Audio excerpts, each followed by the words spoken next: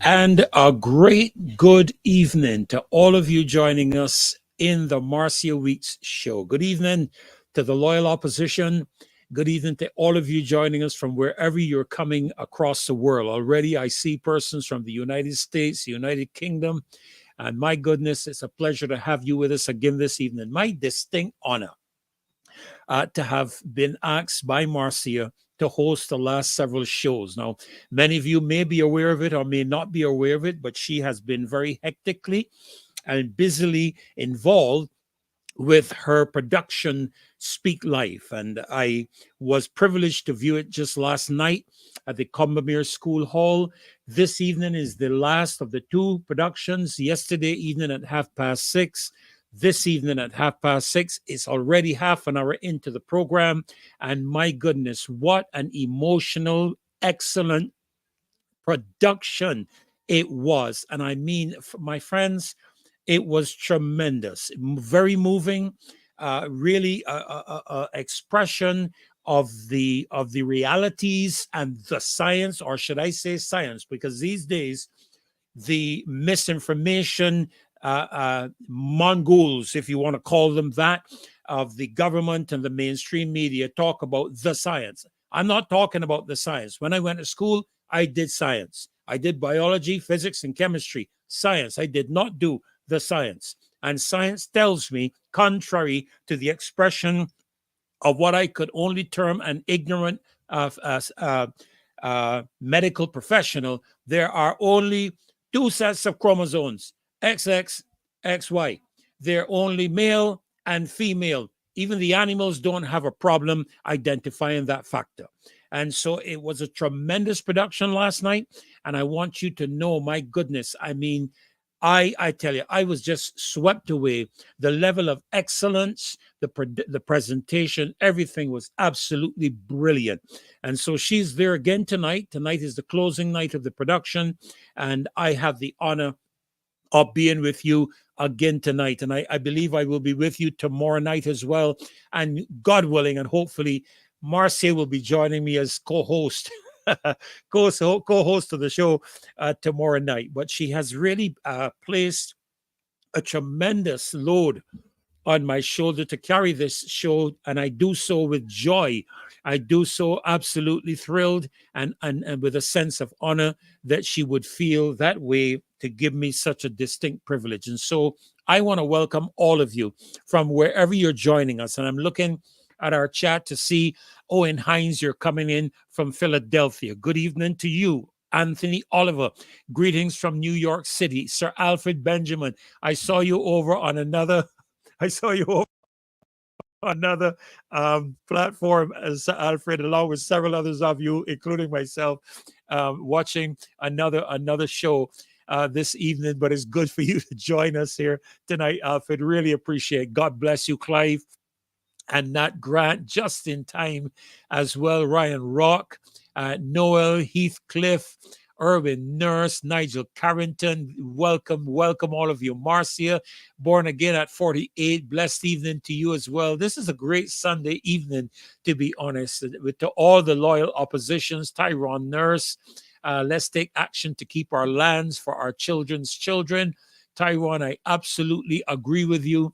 Victorious Queen, good evening to you as well, and welcome to the show. Junie Rock, FX Trading, Rhonda Paris, good to have you.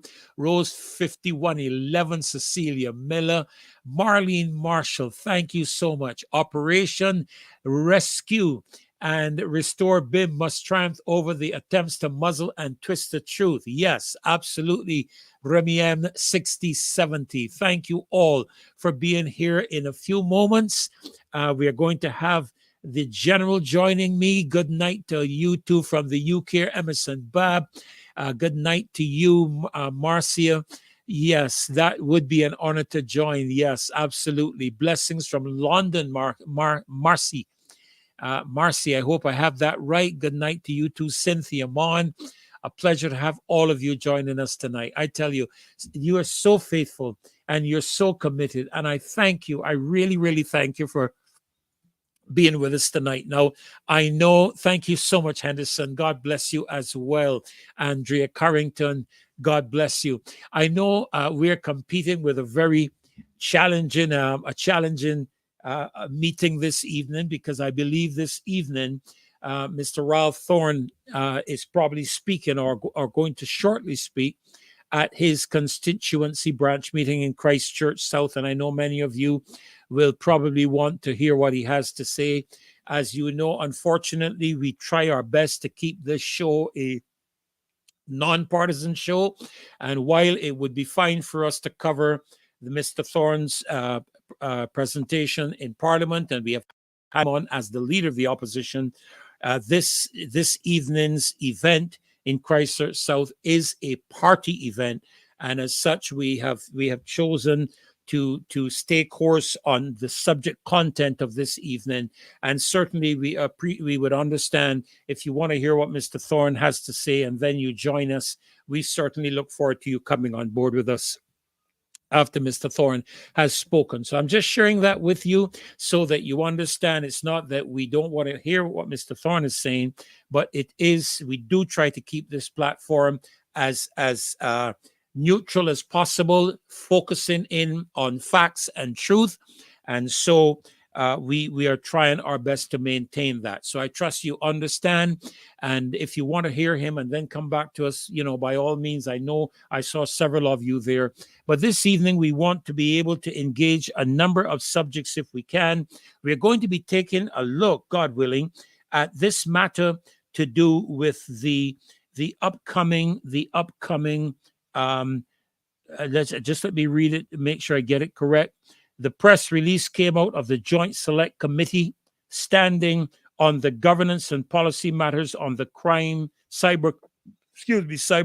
Bill 2024 and the Mutual Assistance in Criminal Matters Amendment Bill 2024.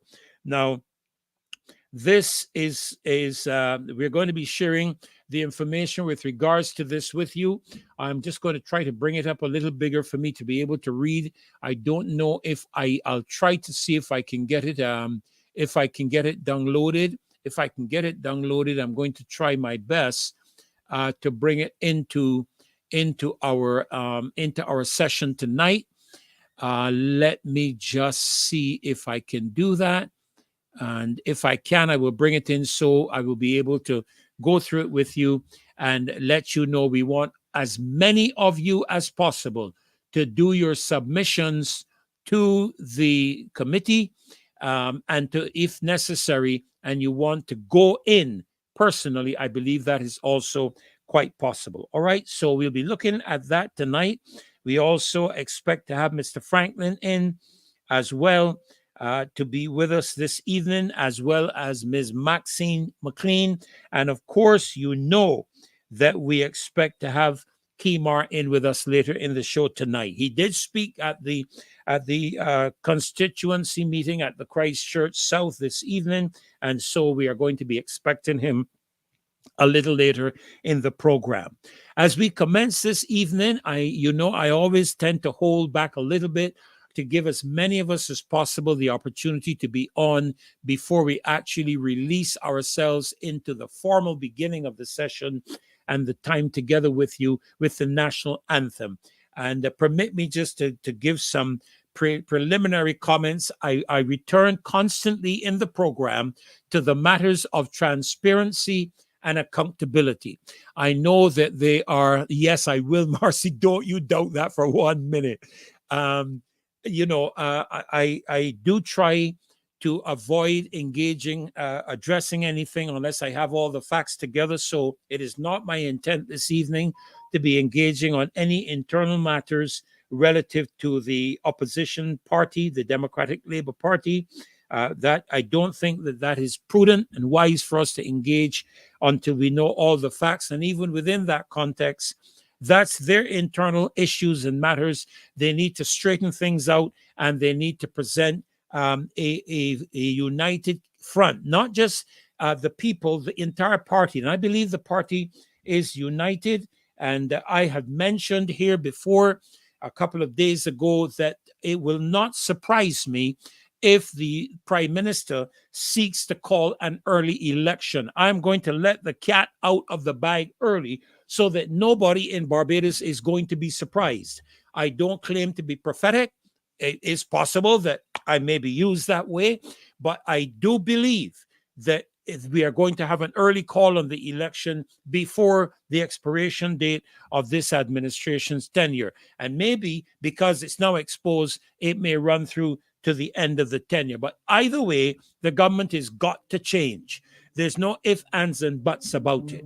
And there are going to be some matters I'm going to be taking up with Mr. Caswell Franklin later on when he joins me on the show.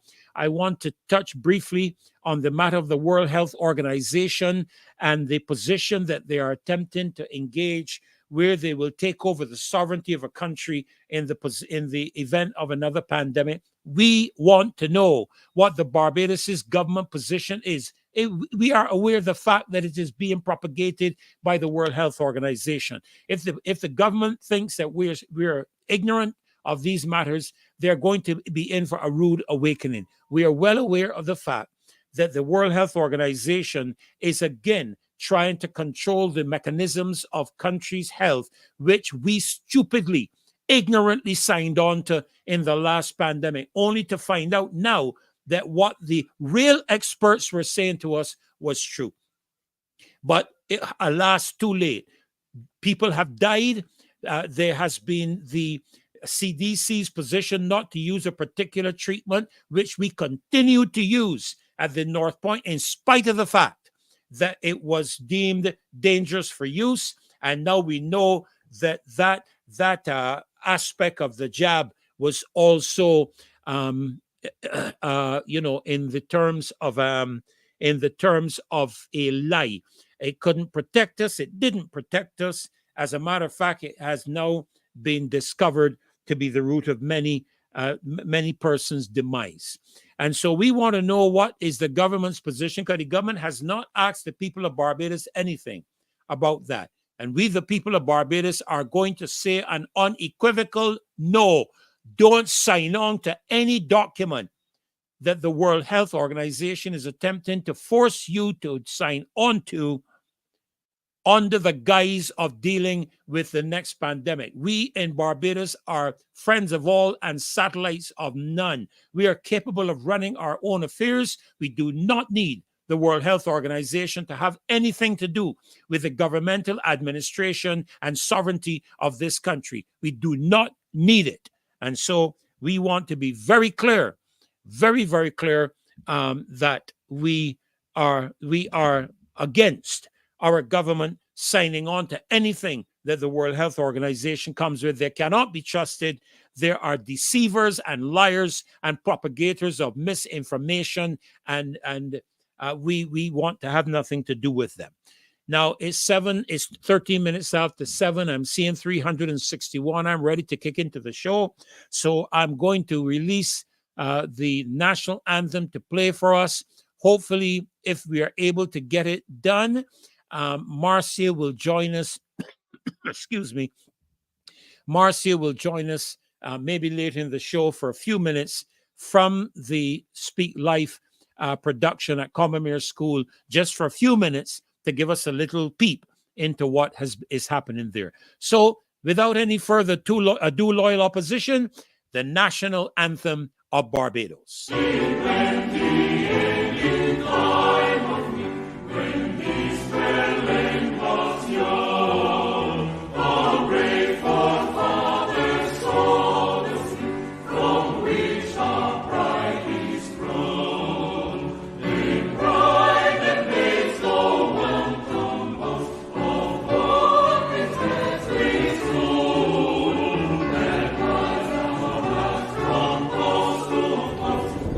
Right.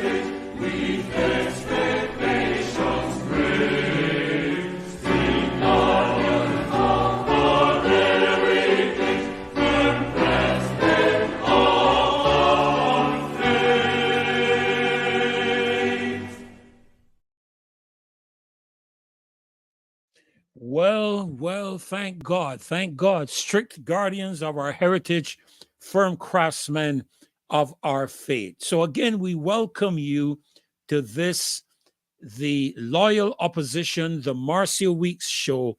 A joy to have all of you joining us this evening. As I mentioned very shortly, Mr. Caswell Franklin is going to be joining me, and as we engage a number of different subjects here, and we desire, as far as we can, with regards to a number of different issues. Indeed, I see Jelbiz, you are at Combermere School enjoying the Speak Live production, but still you are here on the Marcia Week show. And we certainly are looking forward to Marcia jumping in. We're going to try to link with her at some point that we can get into a little bit and see what she's doing.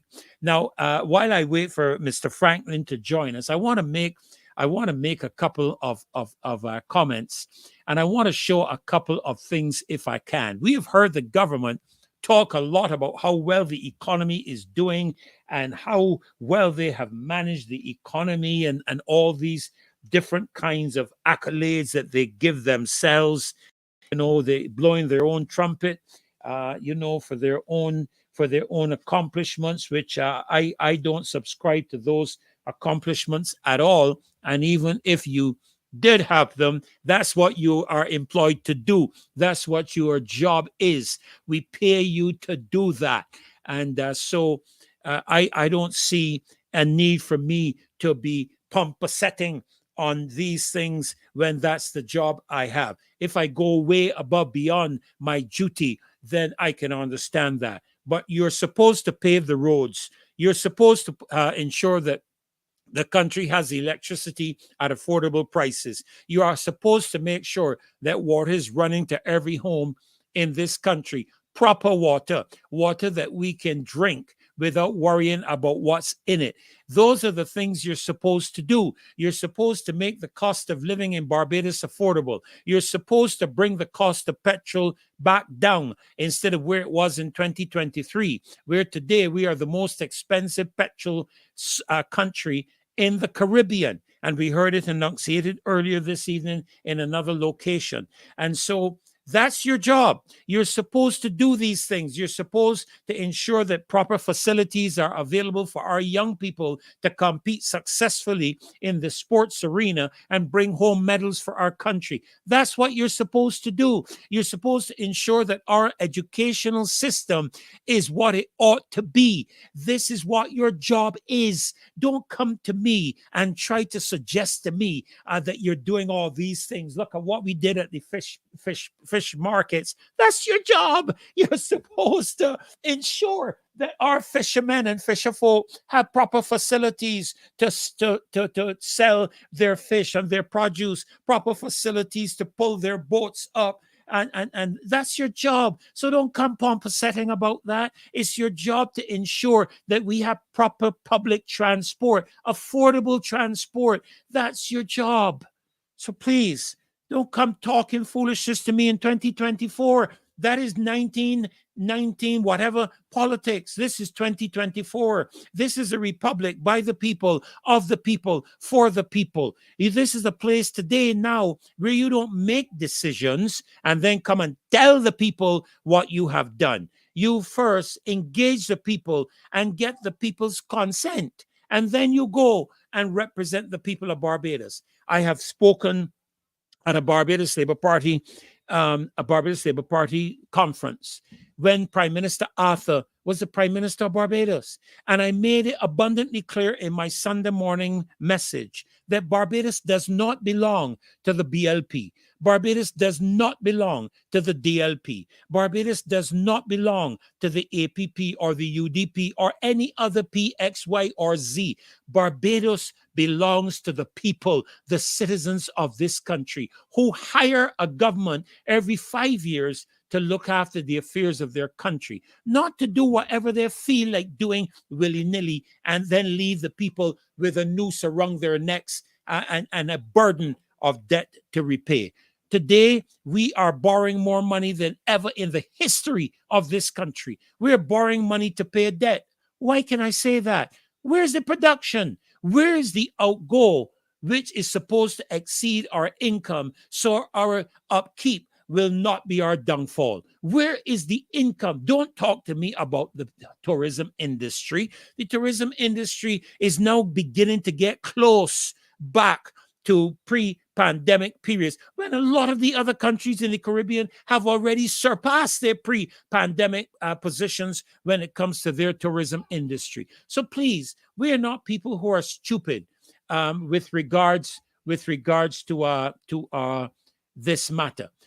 Oh my goodness! Just give me 1 minute, because I am seeing Mr. Franklin seems to be having a little bit of a challenge getting in. So let me see.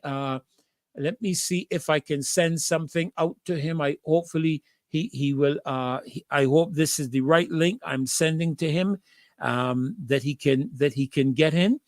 Let me send it out and make sure that he can get in tonight. Get into the show tonight. And I'll just keep my eyes open to see if he is going to be coming in. Right. And while we're waiting for that, because I'm just going to keep an eye to see when he logs in. While we're waiting for him to do that, I came across an article in the Barbados Today.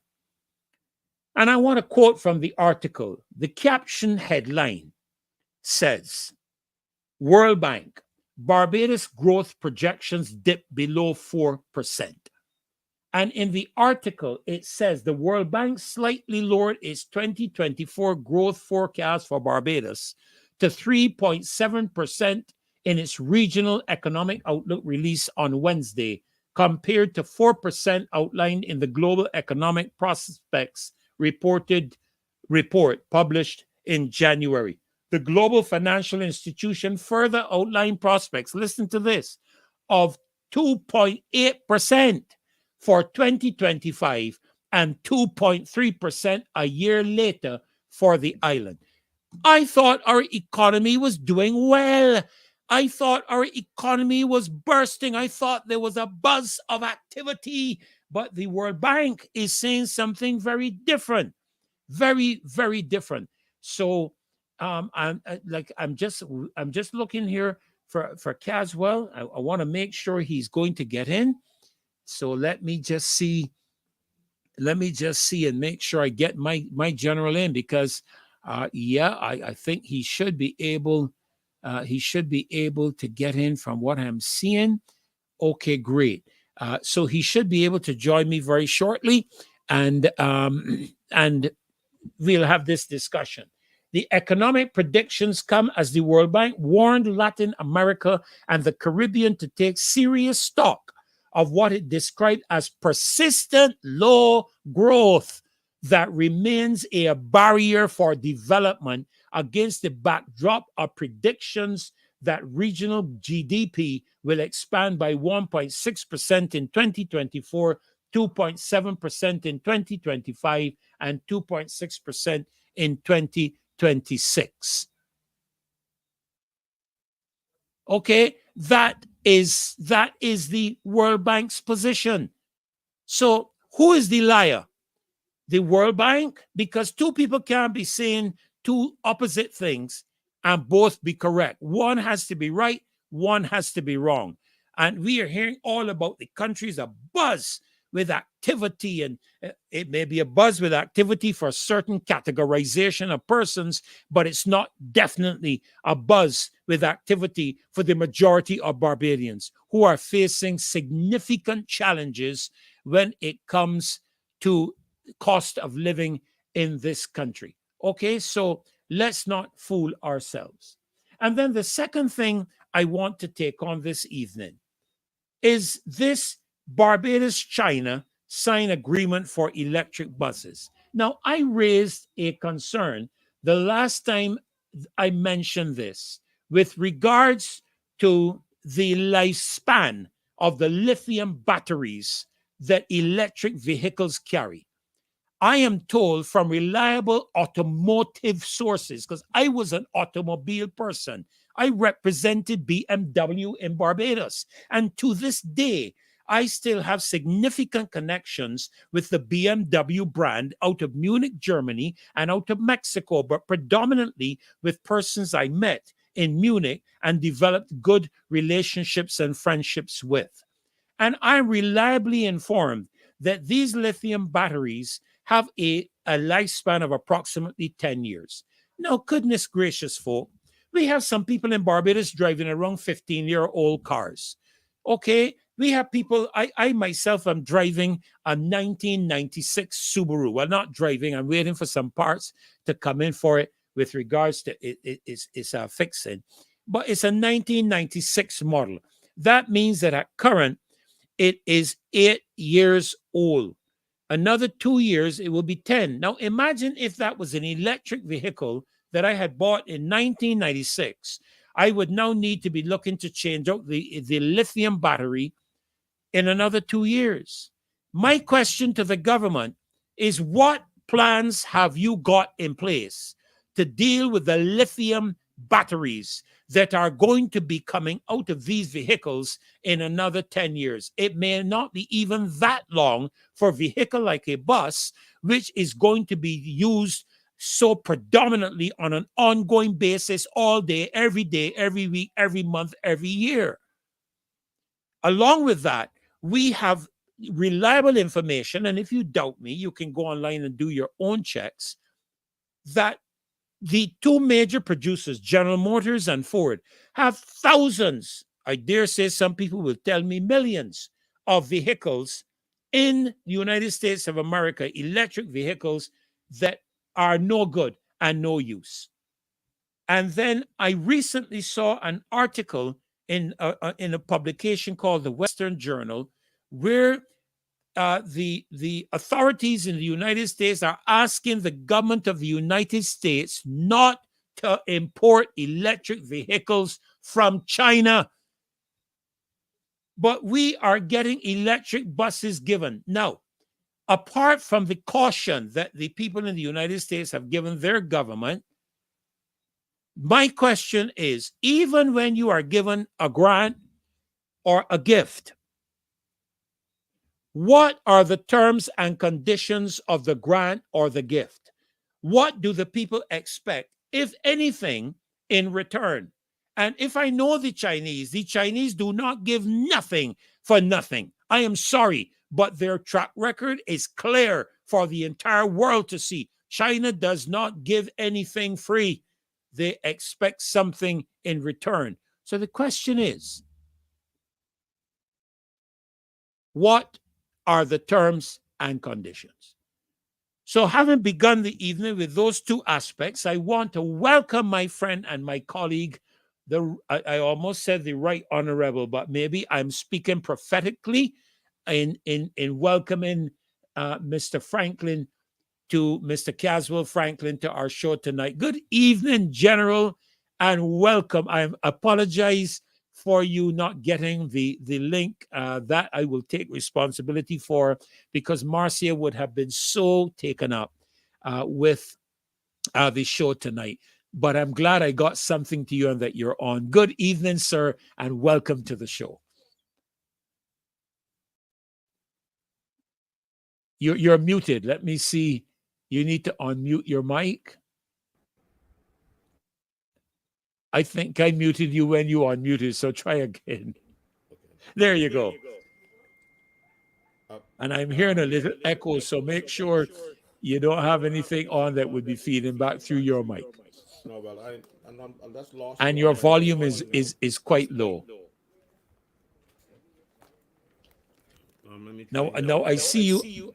I see you chewing, which you can't come on the show chewing and don't bring something on in for me too. So you have to give me, if it is conkies or fish cakes or whatever. Yeah, but your volume level is very, very low. That's because when you muted me, Uh-huh. I went off the grid. I'm not hearing you on my headphones at all, just anything. So let me go and come back and see what happens. Okay, that's fine. Because we want to make sure we are hearing. We want to make sure we are hearing Mr. Franklin clearly tonight, because I'm sure he has quite a lot to say.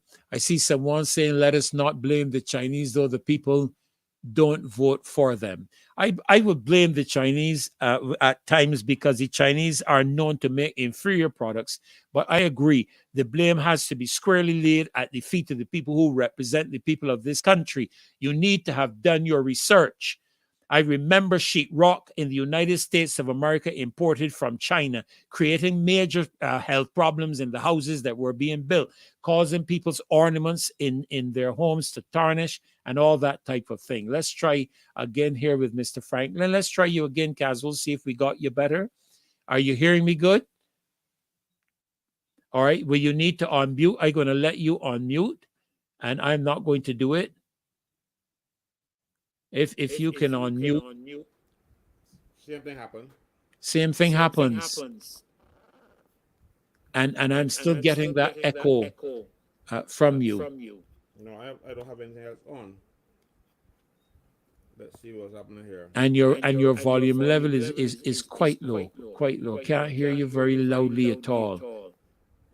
Like, we're going to have to come through by you with some of the technicians and run through your system for you and get you back to that microphone that you have there to your left was working like a boss.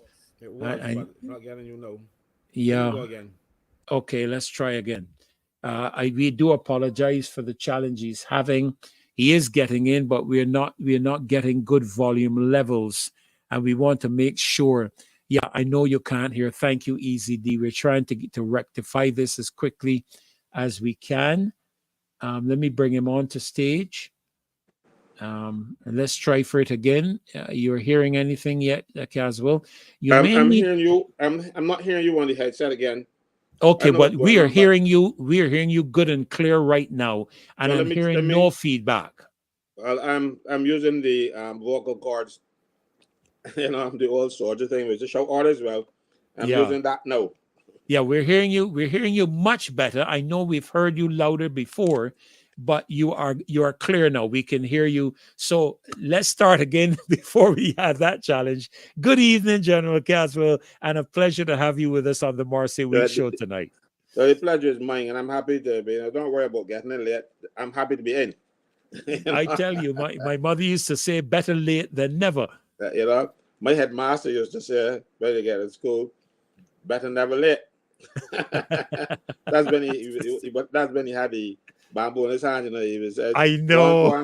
One guy told him, "Sir, but better late than never." He said, "Come, but better never late. You too, Yes, I know exactly what you're talking about. I've had a couple of those journeys to head's office. Yeah. Well, but welcome. But while this reminds me, because when I said being late, I got an email, a WhatsApp message a little while ago. I just saw it, and it's from a person asking me that they received letters about being late, and I'm trying to find out if there's any law about a grace period before being late, because a lot of times they have highlighted that they are like 803 and 805. I welcome that question, and I'm happy because I've been going through a lot of terms and conditions, and I've been pointing out what has been favorable to the employees. Some employees will not be happy tonight, but I'm answering this question. But I think I must. If you are in a job, that person must give you if not a contract, a written contract, you must have at least a statement of employment particulars. That statement of employment particulars is Section 13 of the Employment Rights Act, and it sets out what. Didn't expect to be talking about that tonight, so I don't have it in hand. But it's close. Never too far when it comes for you. It sets out what must be in that statement. It sets out the name of the employee and the name and address of the employer. Your letter must have that. the date when the employment begins or began, as the case may be, the date on which the period of continuous employment of the employee begins or began, as the case may be again.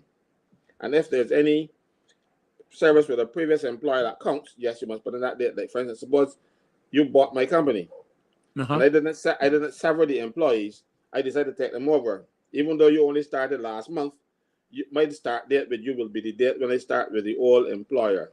Right? So that will have to be in the letter as well. Then it says the title of the job which the employee is employed to do, a description of the work for which he is employed, the scale or rate of wages or the method of calculating the wages, that is F. G, the intervals at which wages are paid. H, normal working hours. H, the normal working hours. I repeat it. I, period of probation, if any. And then it goes on. There's a few more, but I think I got down to H. That is relevant. In that letter, it tells you when you are supposed to get to work. And if it says 8 o'clock, that is when you got to get to work, 8 o'clock. Some employers over time have given you what they call a grace period. All right? A grace period is at the discretion of the employer. It is not something that you're entitled to unless it is stated in your letter of appointment or your contract letter or whatever. If you don't have any such thing in your letter, then you have to get to work at 8 o'clock. There is no such thing as a grace period if it is not settled in your letter. Terms and conditions. Yes. However, 8 o'clock does not mean that you walk through the door at 8 o'clock. It means you're at your desk sitting down waiting to serve the public or whoever you serve at 8. Yes. So when people run through the door and says 8 o'clock, you are still late because you are not at your desk ready to serve the public. Imagine you're working at the licensing authority or someplace where you have to serve the public or the bank. And the best case is the bank. When you go to the bank says to the staff that the bank will open at 8 o'clock. You do not rush to your till at 8 o'clock and start fidgeting. When those doors open at 8 and promptly at 8, you're going to be there sitting down waiting to serve the first file that ran through the door. Correct. The same applies for any other person.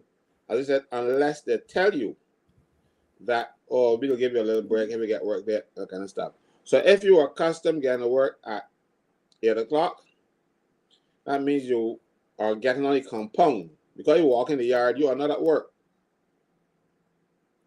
So you need to go and get in there and sit down at your desk and start working from 8 o'clock. That's what they pay you for. They don't pay you for getting on the compound and then having to walk down to some location. I've had a case where the employee says, but I get here, I check in at 8. I've actually had a case like that. But your work is somewhere down the yard, way down. You do not start working until you get to your work site, you know. Walking down there and taking 15 minutes to get down there or stopping and talking with the fellas on the side, but the other areas means that you are late for your job. I hope I had answered that for the person who wrote to me and any other person who might have been contemplating getting to work exactly at 8 o'clock. 8 o'clock means you are there to serve the public at 8. At 8 o'clock, correct. At 8 o'clock. You don't correct. mean you got your desk sitting ready to work. You are not telling me that because if you get to work, let's say at 8:05, you have to go and set up, put up all your stuff. When you do all of that, it is 8:15, 8:20. You only start serving the public at 8:20. And you might have some people out there with monies to pay the company. But your job is to collect my money. I want my money. I don't want you to be out there, so keep back my money from me. Because the fellow might say, no, me keep it back so long, I can go and pay this money at someplace else. You don't have enough to pay 2 people. So I don't get none. So you'll be there by 8. I hope that helps. I hope you don't to vex with me. And no, I hope not. Employers, but you know, when I say you, I mean the people who are listening. And I'm not intending to advise employers. I'm only intending to advise you what your rights are and what your duties and responsibilities are. You have duties and responsibilities, and you know you owe the employer, and the employer owe you. The employer owe you to pay you. And again, I'd like to repeat to you, he owes you that duty to pay you. If he does not pay you when that pay is due, that can amount to you saying to him, look, I carry this nonsense, you know. I can't, you ain't pay me when I'm supposed to get paid. I'm supposed to get paid on the 26th of the month, and I get paid the second week of the following month, that kind of thing. That is wrong. I can walk off the job, give you a letter and say like down with that, because failure to pay wages amounts to constructive dismissal. A constructive dismissal is not really employer say you go, but he make it so impossible for you to continue working. You know, and there are lots of areas that you can get constructive dismissal. But one is really employer refuses to pay wages when they are due. Let me ask you a question. Let me ask you a question, Caswell, since you're dealing with the matter of lateness and payments and salary. Is an employer in a position to deduct from your salary any monies in lieu of the fact that you're late for work on a consistent basis? Do they have the right legally or otherwise to do so? Yeah, I can pay you from when you start working. So I'm not deducting from you. I'm paying you when you work. It's easy to apply to weekly paid or daily paid, and hourly paid persons, because if you don't work this hour, I don't pay you for that hour. So it's not really a deduction. It is that you weren't here, so I can't pay you for when you're not here. Right. Some people might say to you, but Kadir, I work till 6 o'clock the other day and I get overtime. That's your business. Nobody you to work overtime. You are supposed to get there 8. If the employer is so unreasonable that you are supposed to get there 8, and some days you're there till 7 at night and you don't get the money, that does not mean that you can work at 8:30 or 9 the next day. Or 9 o'clock the next morning. Now you are supposed to be there for 8 o'clock. Now, if there's a situation where some people tell you, oh, I want you to work overtime. The next question is, am I getting paid? Because if you agree to work overtime, because overtime is a concession from the employee to the employer. The employer cannot force you to work overtime. We have a situation in the prisons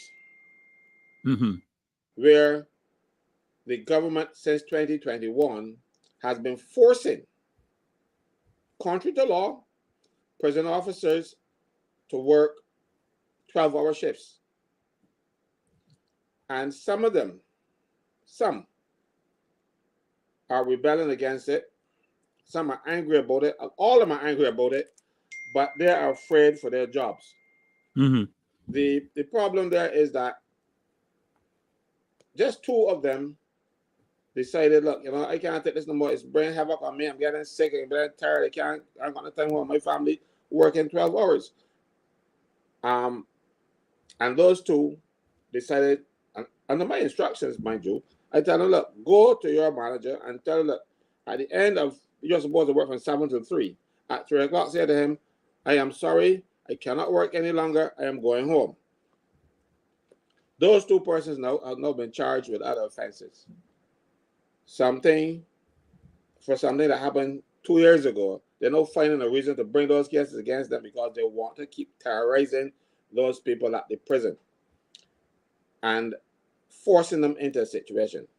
I have complained that they should be getting paid overtime at the rate of time and a half. So if I work 4 hours overtime, that means I should get 6 hours pay. They are not even recognizing that they need to pay these people some money. But they are saying to the officers, we're going to pay you 8 hours for working overtime that month. Any month, you get an additional 8 hours pay overtime. That's stealing. That's dishonest. That is a government continuing to cheat its workers. They know better. They got to know better. They got lawyers all over the public service, and I can tell you something. They got a whole bunch. They got a whole set of lawyers in the Solicitor General chambers that they don't use, so they can ask one of them, because every time there's a case in the public service or the government finds their friends and colleagues, political friends and colleagues, to replace the Solicitor General's department, because we have a department in public service that is supposed to defend the government. But every time you see a case that's happening, you see Roger Ford or Leslie Haynes or somebody representing the government, not the Solicitor General.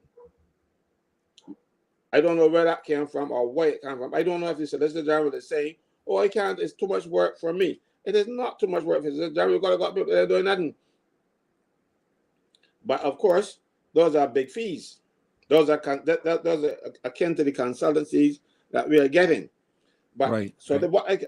To go back to what I'm talking about, get a legal opinion. If you owe me 4 hours overtime every day, I mean, well, it is over 6 hours pay, 4 hours overtime.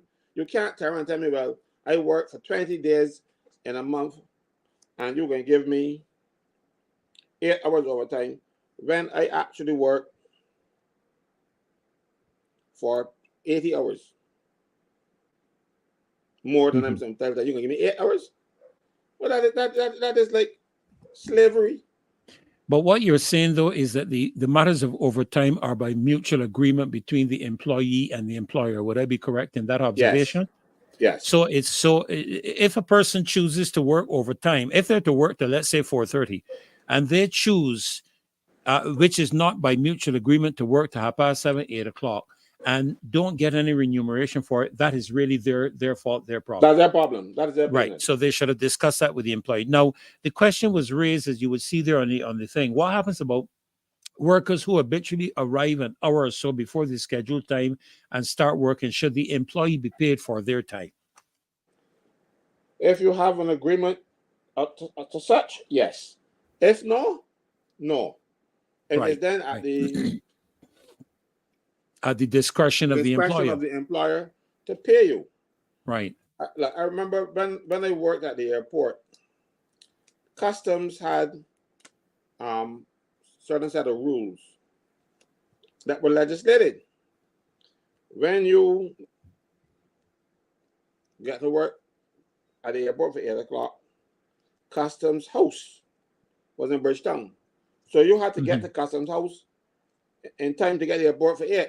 So when you get to customs house 7 o'clock in the morning, and then they will take you to the airport, but you were paid for that hour. By law, you were paid for that hour on the up towards the bus, because you are supposed to report to customs house. And that rules came up from the 1960s, because now we're on the car, so a government provided transportation for you. The bus service wasn't reliable, so you had to get to work at the airport at 8 o'clock. But you got downtown. And as a matter of fact, when I started working in immigration, we had to get to work at 8 o'clock, and we mirrored the same thing. The only thing is that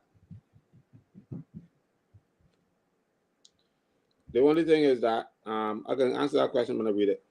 Yeah. When you get to work at 8 o'clock, we didn't get paid because there was no provision for the immigration officers, but customs had legislation to that effect. We just followed through without getting paid. So every immigration officer that worked at the airport during those days, well, actually cheated too.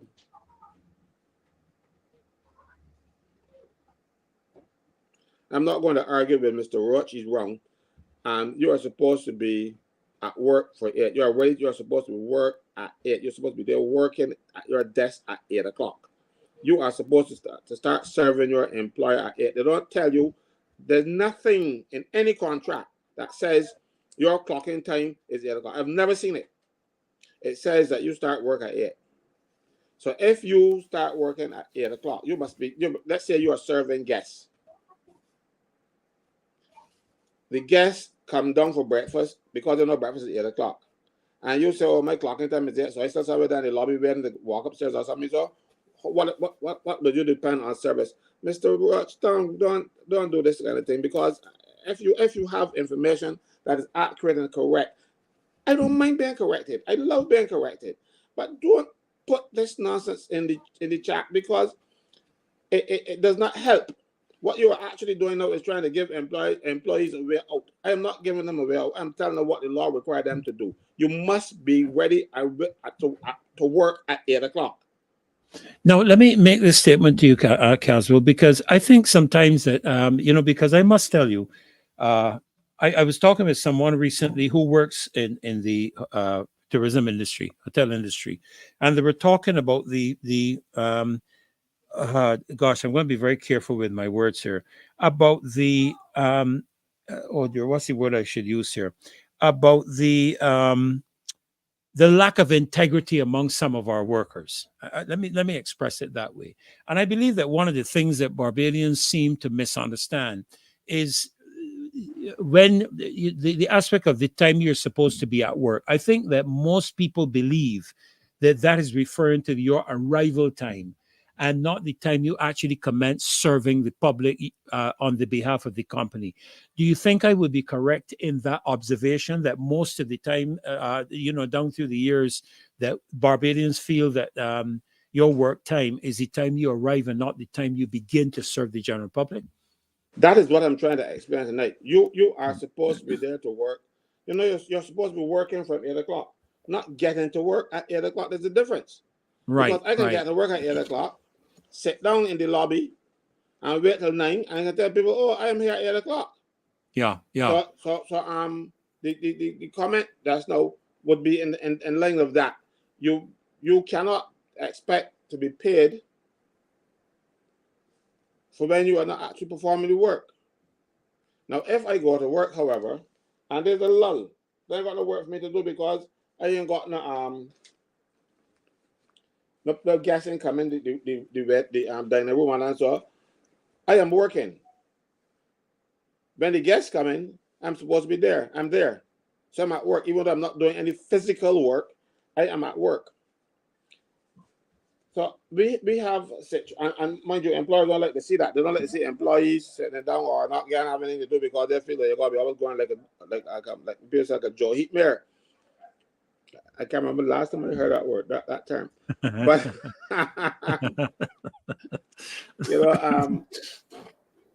you must be at work and working at 8 o'clock, not clocking in at 8 o'clock.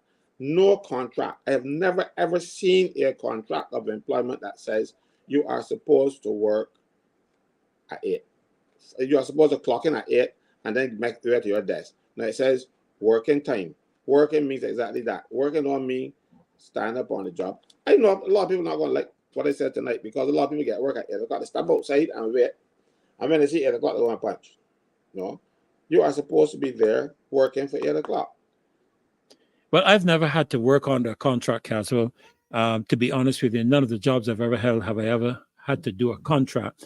But I do remember in one or two of the companies that I work with, they would tell you that your clock-in time is 7:30 and you begin work at 8 o'clock. Some of the companies would tell you that. I don't know if that's the norm or if it's an exception with the company or companies that I was with, but they would tell you that your clock-in time is 7:30. Your commencing of work is 8 o'clock. The banks do that because you have to be here right. to serve the people. But you're there to serve the people from 8 o'clock. That means you got to be there in order. You got to be there working. Once those doors open, and I mean, I've seen it at the banks. My daughter was a teller at the bank in one of the banks for several years, and she had to have all of her stuff at her window ready to do work when those doors open, because when that door opened, people walk straight to her teller to her teller window and expected to be served. So I think, there is an aspect of work ethics in Barbados that we really need to review. We talk about becoming like a first world country, but to be honest with you, Caswell, I know you're a union representative, you represent workers and so on, but sometimes the work ethics of some of our workers is deplorable. Go ahead. That is true. I am not going to sit down here and pretend that we have we got 110,000 people in the workforce, that we got 110,000 cents. Of course we don't. Or not, we are a business. Somebody just wrote again. Good night, sir. Can you explain why when a person worked all their life and can't work anymore and apply for early pension, where you get it cut and that person have medical bills because of sickness? Thank you. That's another good question, because National Insurance has provided a system where you can apply for early pension. If you, like for instance, you lost your job, no prospects of getting back any. You know, people like to send home people when they reach my age and yours, Freddie. They tell you go home, we don't need you As a anymore. young fella, man, I don't. Yeah. So what they do, and then nobody won't pick us up, you know, because they can hire a 22-year-old and pay them $2,500. A 22-year-old who lives home with mommy and daddy, has no bills, nothing. Mommy said, no, I don't need your money. You put it in the bank. Mind you, don't put it in the bank. You're supposed to take it from them, put it bank for them. I should explain that to mummies. You know, if they bring it for you and you don't want it, take it and open an account for them. So when they reach a little older and they want to build a house, and you will say, well, look, and all the money you give me, here's the deposit on it. That is what you need to do for your children. But you don't have the you work. Sorry, the question there. If you work late, you can't work anymore, and you're not old enough to get your pension at 67, soon to be 68. You can claim the pension anytime after 60 and soon 62 or something like this. Now, because you know the next change is national insurance. Under this system as it is now, if you claim your pension early, before your normal retirement age, for each month that you claim your pension early, you lose half of 1% or 6% a year. So if you go home 2 years early, you lose 12% of your pension.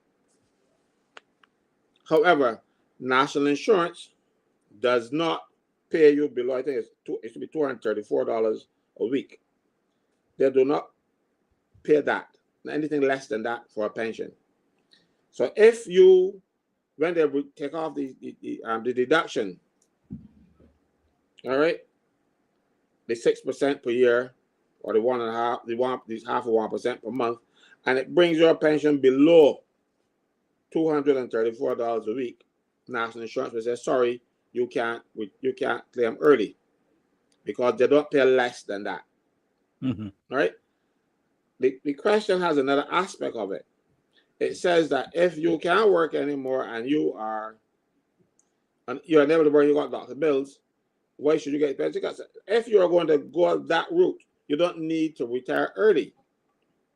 What you need to do is to go to your doctor. The doctor says you can't work, he will give you sick leave. National insurance will pay you for 312 days, which is a year for national insurance purposes when you take out the Sundays, because national insurance does not pay for Sundays. So you are entitled then to sickness benefit for up to a year. Now, if your illness continues, the national insurance then will send you to their doctor, and the doctor will determine if you are fit for work and if you are not fit for further work, they will call you. Mind you, it might sound old-fashioned but hard, but you're not an invalid. So you would then be entitled to invalidity benefits. So you don't go for your pension early, you go for the invalidity benefit, because that's what you paid your contributions over the years to get, in case you reach a situation like that. So this gentleman is asking why we should apply early for your pension. No, in such circumstances, you don't apply early. You go to the doctor, and if the doctor says, well, you are unfit to work, he will give you a certificate. After that period, the year is gone, or approaching that year, they will give you a certificate of incapacity to work. You see, what the other green form, National has a green form for dismissal, and another green one for incapacity to work. If the doctor certifies that, then you take it to national insurance. National insurance can check for themselves, because we have a system sometimes where some doctors, you go to a doctor and there are what when they used to work in national insurance, we used to call sick leave factories. You just go to the doctor and the doctor writes a certificate and ask you what you want or what's wrong with you. You know, because they just think you coming for sick leave, and it's really dishonest. You know, where a doctor would then give you sick leave without even examining you. They didn't know what's wrong, you just because they want some time off. And the doctor would be dishonest enough to say that you're medically unfit. No, you can't, or you're medically unfit to work for that period. Now, when you do that, it doesn't do anything for your reputation, but it might do something good for your income, because word gets around that you are one of these sick leave sick certificate factories, and you will get a lot of people. I remember when I worked at National Insurance, we would have people who would go to the doctor and get these certificates to get sick leave. But when they are really ill, they go to another doctor. They don't go to that same doctor when they're sick, you know. They only go to this doctor for sick leave. So we used to notice a pattern that when you want time off, you go to a particular doctor. When you're really ill, you go to a real doctor, the doctor you normally go to. Because in some instances, your doctor might have some integrity, but you're on sick and you're on sick leave. So you go to somebody else who will give it to you. What that does is to make you dishonest, make the doctor dishonest, and they help to deplete the National Insurance Fund for when you really need it. I don't know how you're going to get around, because there's some people.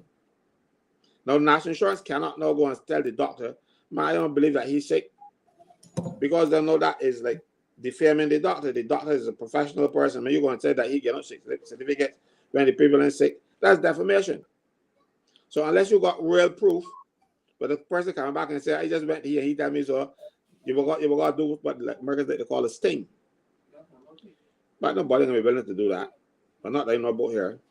So, yes, if you're hurt or injured or sick and cannot work, you do not have to retire early. You go through the system, because retiring early only came up under Owen Arthur. But we had national insurance from 1966, and people were getting sick and can't work from the inception of the scheme, even before then. But the scheme only, and that is why you have it in the scheme, because they recognize that these eventualities will happen. So, to answer your question is, do not claim an early pension if you are sick. If you are sick, now if you are unable to work and you are sick, then you go for invalidity benefits. If you are injured on the job, you go for disablement benefits. Disability benefits. Good. Yeah. However, sorry. Go ahead. No, another couple of questions, because I've seen a number of comments in the chat to do with the Chinese workers. I think I was just trying to find it pertaining to the Chinese workers paying national insurance and a couple of other things. We'll come to that. But there's a question here on the screen from Mr. Alvin Brown. He says, if you are on a job, on a contract, and that contract is for 6 months, and you stand up to one of the managers for treating the staff badly, can your contract, I believe it means, be terminated? Your contract can be terminated legally or illegally at any time. Mind you, what will happen if it is terminated in accordance with the law? You won't get any compensation. If you do it and it's deemed to be unfair or wrongful, you can take unfair dismissal to the Labor Department and wrongful dismissal to the court. Wrongful dismissal, like severance, you got to be working for the person for 2 years. Unfair dismissal, you have to be working for a year. Now, if you're on a contract for a job and the job is for 6 months, I would like to ask Mr. Brown if that 6 months was the first 6 months contract that he had, or you had a 6 months and that's 6 months. This is the first 6 months because the answer would vary. Oh.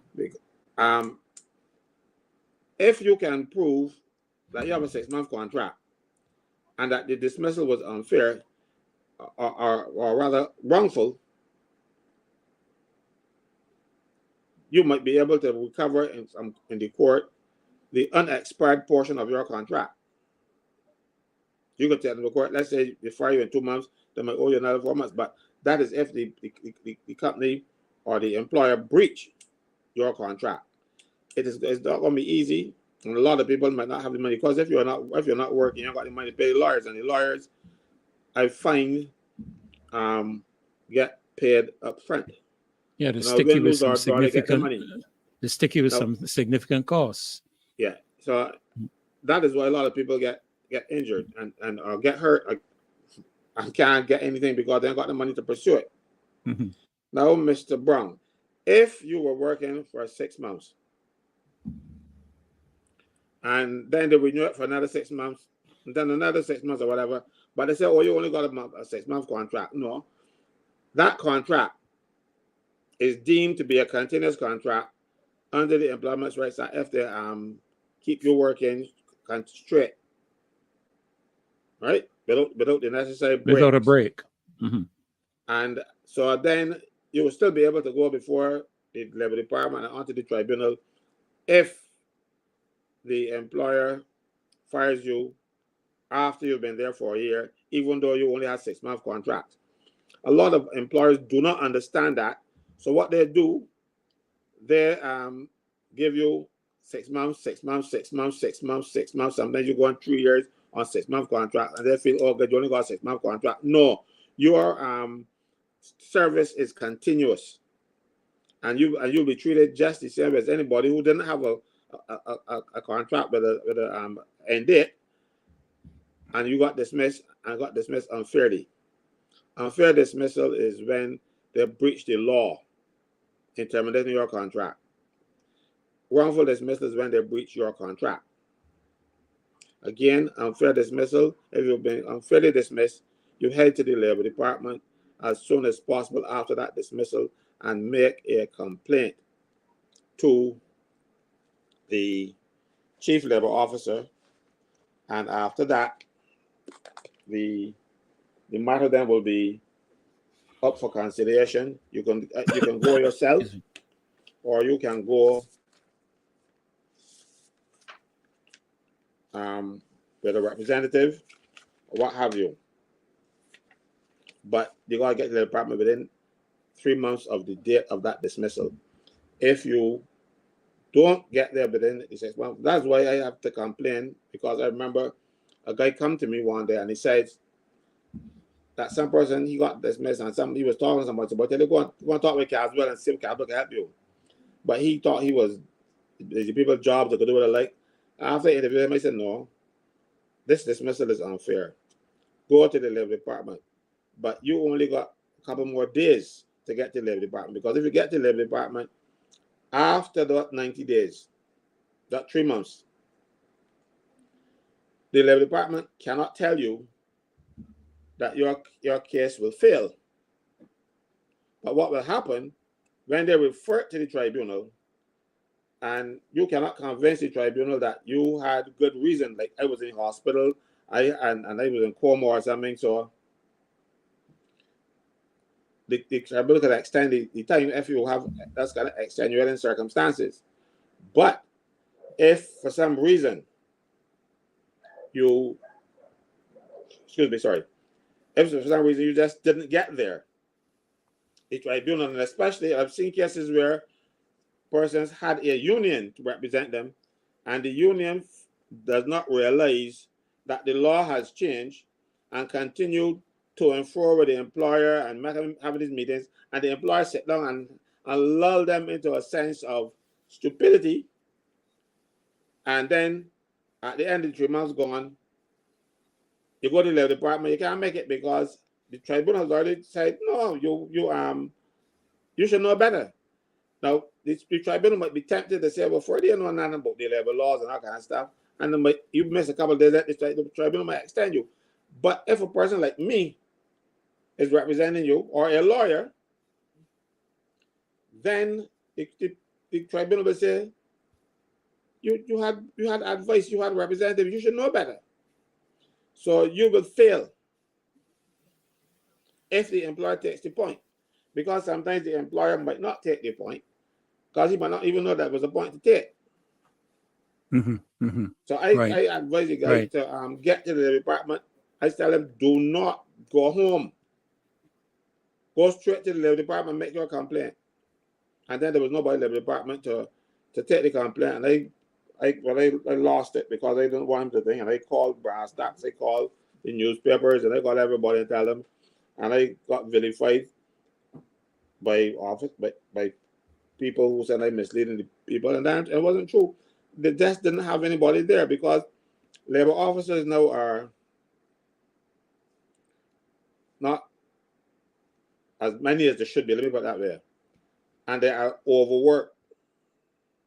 So when people think that you call the labor department and you call in a particular officer and you're answering the phone, you know why you're answering the phone? Because you're at some factory investigating a problem, you're at some other workplace doing something, you're at court because people did not give you your vacation pay. So he's at work. He's at work, but his work is taking him to the outside court, of the office, so he's not there to take the complaint. When you're calling that number, you're saying, "Oh, the labor officer but you're answering the phone. He can't answer the phone, but he does, and he's somewhere else." So it is not. When I try to explain to people, because they feel like the labor officers are saying, "No, they're twiddling their thumbs. They don't have enough." And mind you, government is talking about they're going to be doing things and they're going to expand the system and all kind of stuff. But you're going to get labor officers first, because the first point of contact is the labor officer. You can't get him if he's outside working, and he's outside working, you know. He's not outside now having lunch or extended lunch or anything like that. And let me tell you, people are getting fired in Barbados every day.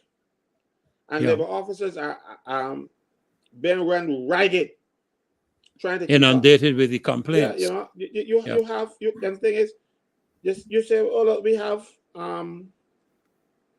42 days to get a complaint to the stage where you can refer it to the tribunal. But something in 42 days, the labor officer didn't even get a chance at any desk. 5 of those 42 days. You know, probably be better to send it into writing and have it date stamped, if anything, so at least you can show. Yeah, but that is the thing. A lot of people can't write. Yeah. You believe it or not, but Barbados, who was supposed to have a 98% literacy rate one time, that was one time. And but aren't there personnel at the labor office, Caswell, that can at least take the information, record the information, and date it at least? Well, what should happen? The labor officer now is required to assist you in that regard. You got to make the complaint. Previous to 2017, you could go in and make a complaint in words, and the labor officer write down something and take it and then start the process. But the government of the day then, and I said 2017, it wasn't this administration. They amended for all the Holidays Repair Act. And in that Holidays Repair Act, they had in the second schedule some amendments to the Employment Rights Act. So a lot of people didn't even know they existed because they put them as a schedule to the Holidays Repair Act. So you are now required by this amendment in 2017 to make that complaint in writing. So if the labor officer comes in there with you, he has to give you something to sign to make the complaint legitimate or not. An employer can come and take that point and you lose your case. Because when these government making these suggestions and changes, they got to understand the dynamics. They got to understand who they're dealing with. A lot of people can come in. For instance, I can make the complaint for you. I prefer not to because I am inundated as it is, and I might slip. And I do not want a situation where I have to pay you. Because if you go to a trade union and the employee then does not get represented properly, that employee can take the union to court. A lot of people don't want to tell you that, but that is true. You can sue the union for negligence when it comes to dealing with you, because you are supposed to fight. You are the professional. You should know that I must go there within. My complaint must get in within for it's the 3 months period. You don't do it. You sit down and you talk to everybody. You try to have meetings with this body and all kind of stuff, and the clock ticking. Yeah. And then when the clock tick past the time for you, they then rush to the labor department and try to get meeting, and the employer said, "But no, the 3 months gone." The only body who's liable to pay you no longer is the employer, is the union. Right. But the union is not going to go in their pocket and pull out the money. You go sue them. It's as simple as that. I got a couple. Too many of those cases happening right now. I got a couple of other questions coming in quickly, so let me try and get through these pretty quickly. This one here, just for clarification, the difference between unfair and wrongful dismissal, just for clarification, because I think you mentioned it, but just for clarification, if you could just quickly respond to that. Unfair dismissal was created in the Employment Rights Act, unfair dismissal. Now, and that is... if you breach the legislation, this legislation, the dismissal is unfair. If it is wrongful dismissal, it means that you have breached my contract. Oh, so one has to do with the legislation, the other has to do with the contract. Yes. However, okay. An unfair dismissal can also be wrongful. And I advise people that to always go the route of unfair dismissal if it fits. Because it is highly likely that every wrongful dismissal could be unfair, but most, if not all, unfair dismissals could be wrongful. So, or the other way around, sorry. So all wrongful dismissals could be unfair, but not necessarily the other way around. So, one, you can try for unfair dismissal if they breach the law in relation to your contract. I'll give an example. And I spoke about this a minute. I went to represent a lady once, and she came to my office. I was busy, and she said they just call in the office and fire her and tell her, don't want her anymore, left my place. And I said, but that's unfair. You can't do that. You're going to give the person a letter setting out why you dismiss them in those circumstances and give them the right to appeal. Or you have to do that with part C. Or part B, you have to call them to a meeting and give them the right to have a representative and settle in writing to them what you're accusing them of. And they have the right then to respond to you and give natural justice, what we like to call that. Now, if you don't do either of those, the dismissal is unfair.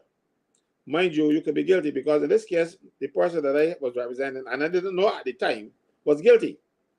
All I knew is that she told me, look, she just calls your office and fires you. I said, well, the letter, the other letter, nothing. Just leave my place. I said, boy, I can't treat people so, and they're gone. So I said, I will deal with it. She said, matter, I don't need to hear anymore. Because I had outside my office, I had enough people. So I just wanted to get this. So I had enough to win her case. Just because the employer did it that way. And we go to the labor department. The employer's representative realized, my people messed up. We got paid. So it wasn't even a battle or a fight.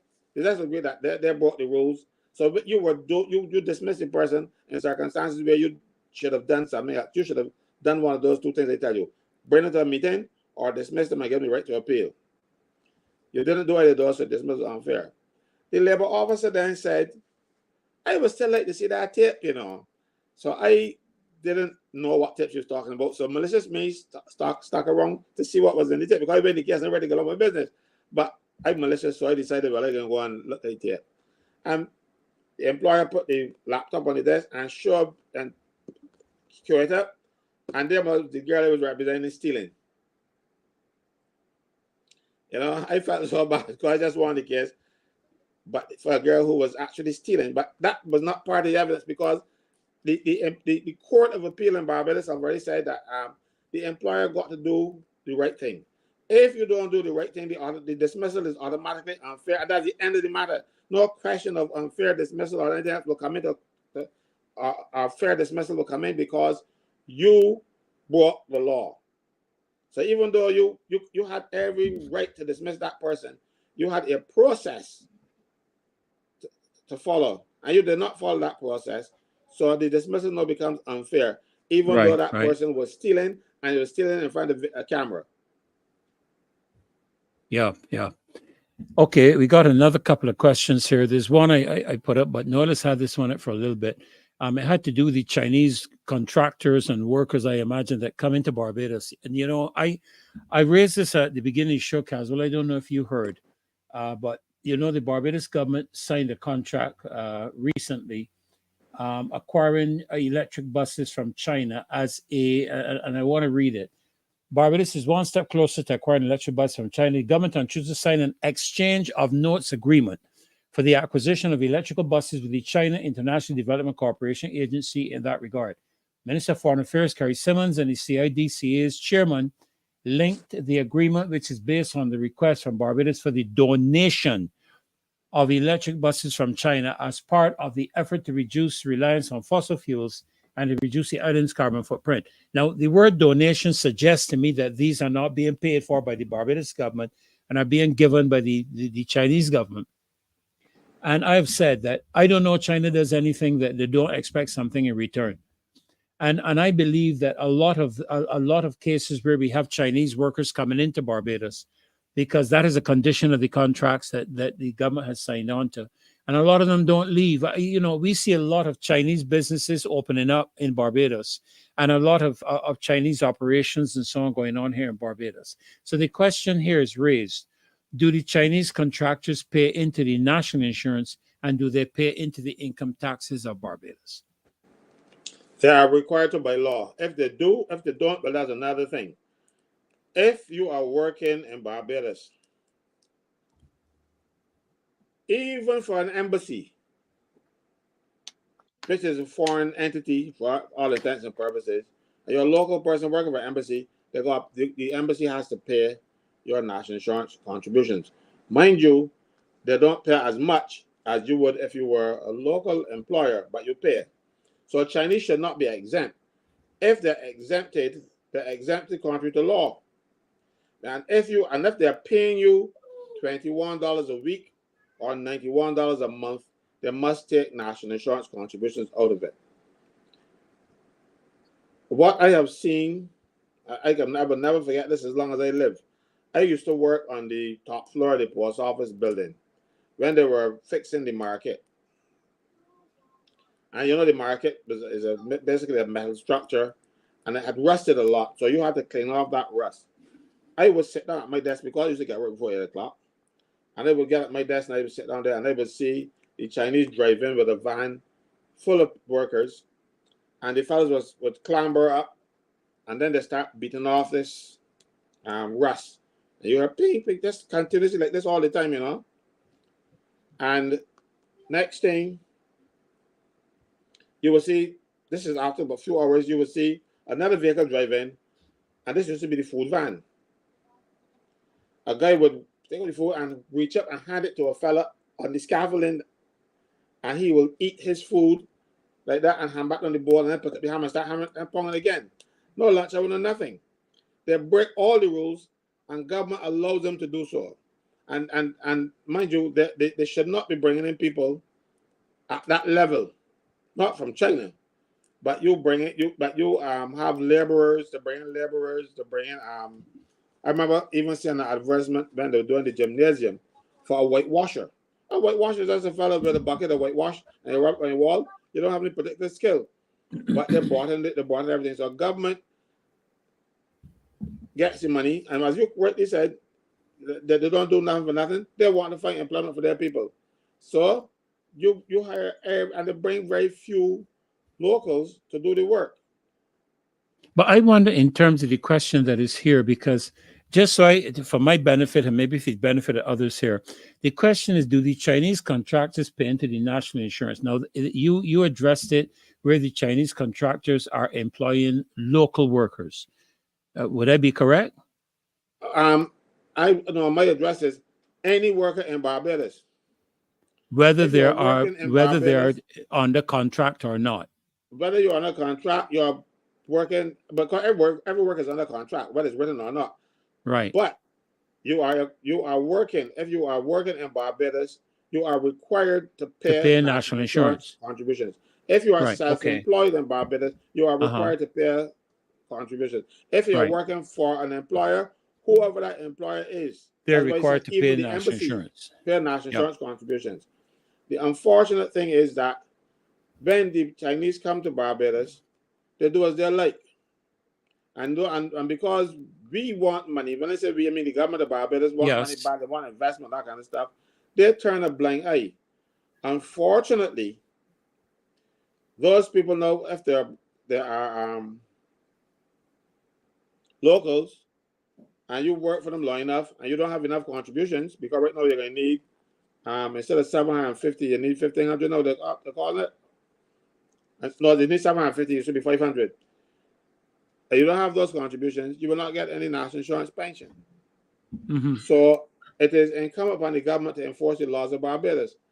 And now to address the point with the buses. Well, before you go to the buses, let me just deal with one more in terms of the employment, because there was one here I saw to do with someone from UWI, where they are on a here it is. Here it is. I am a UWI graduate, and government is giving me and colleagues 3 months to 3-year contracts. 3 years, no security of tenure. Can't get a loan and pay a mortgage. I hate it with a passion. Can you speak to this? Are you able to speak to that? Give me a tree. Give me a tree. Say no security of tenure. What do you think they're referring to there? Security of tenure. What they want here is to you can't use that job to get any loans or anything like that. They can't tell you how, if it's going to be employed further down the road. You got nothing to rely on. Trying to explain security tenure to a lay person. It is like the job is just there. You don't have any. You cannot rely and say, well, look, after the 3 years, you don't know what's going to happen. I can know what happened. That kind of thing. You don't have that kind of security. Right. You can't you can't get anything. Right. You can't take out a car loan or anything that might run 5-7 years because your contract is only 3. But the government is doing this consistently and along the lines of IMF dictates, because they're not supposed to now hire more people, but they want the people. So IMF cut you off at, let's say, 15,000 people to work in public service. But the public service cannot be managed by 15,000 people. You might need 20 or 25. Government will still hire those 25, that additional amount of people. But then they call them private contractors. Government, too, is in breach of the law, because if they're paying you for more than $21 a week, government must pay your contributions to national insurance. But they're not doing that. And I challenged the Minister of Labor once on the Bar Stocks program, and he admitted, yes, that the government is doing it, but they recognize and they can fix it, and they haven't fixed it. He lied. And I'm saying that, I'm not saying he misspoke or anything. I am saying that he lied. Because there are still workers working for the government who the government call contract workers and are still paying are still not paying national insurance contributions. And what happens when you go, they tell you, well, you are self-employed, so you should go and pay your own contributions. The persons go to national insurance and try to register as a self-employed person, and the office at national insurance have to break the bad news. I am sorry, you are not a self-employed person. We cannot take your money. All right? So that person now isn't covered. And government is doing this. this isn't a crooked employer out there who trying to minimize the amount of money he's paying for his workers. This is a crooked government that is cheating its own people because they are breaking the law. And I'm not talking about one or two. It used to be the ash workers, and I fought and made some noise, and they accepted that. But they're bringing in other people and putting them to work in government departments to sit down alongside other people doing the same work, but one is contract and one is normal employee. It is impossible. Me, you're doing the same thing for the same employer at the same place, but one of us is self-employed and the other one is not. That is dishonest, and government needs to stop it because they are putting people at risk. I remember speaking up against this, and the Prime Minister come out and saying, okay, but they're going to give self-employed people the right to claim injury benefits. I asked how it can work, because injury benefits require a witness or proof. Because if you're working from home and you get hurt, you're operating some equipment at home and you're doing your job and you get hurt, how am I to know that the equipment injured you or you just had a girlfriend, the wife hit with the pot?